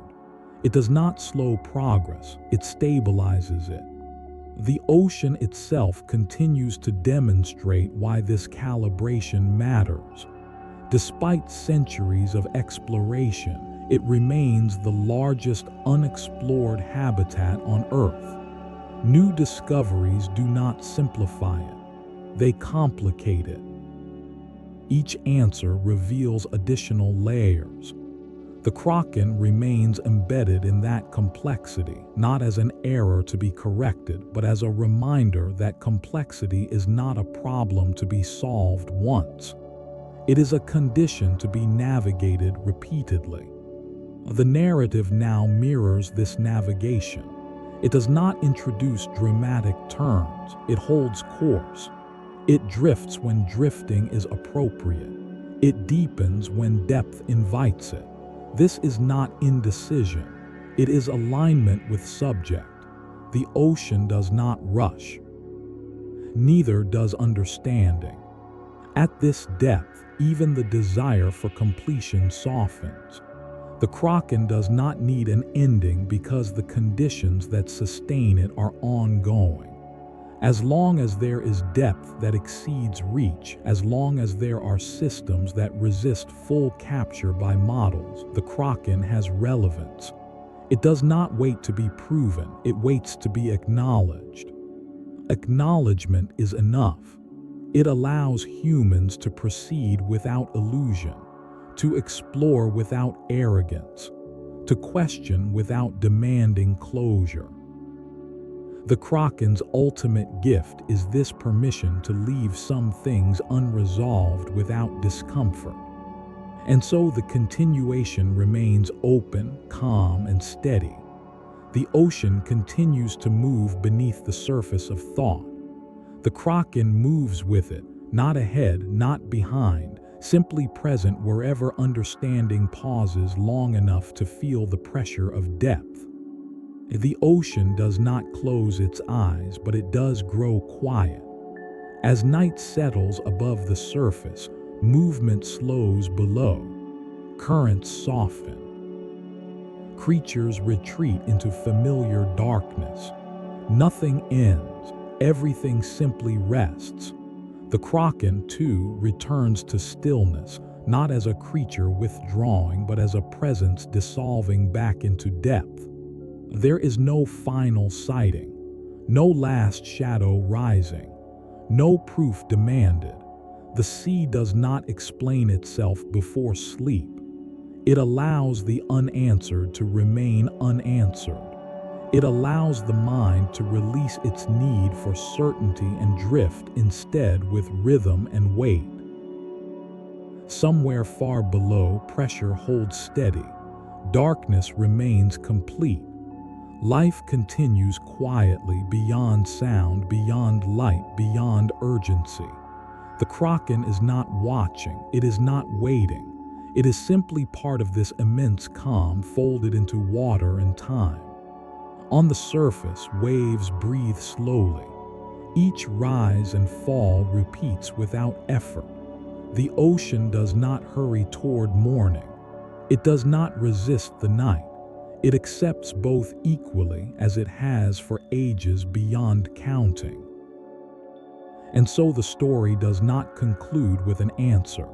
It settles with a feeling, the feeling of depth, of scale, of something vast that does not need to move to be present, something that reminds us gently that rest is natural and mystery does not need resolution before sleep.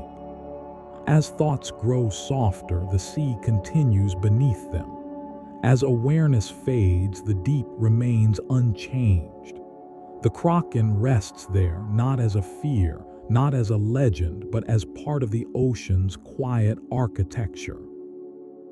Nothing follows, nothing needs to. The water holds, the darkness listens, and sleep arrives slowly like the tide.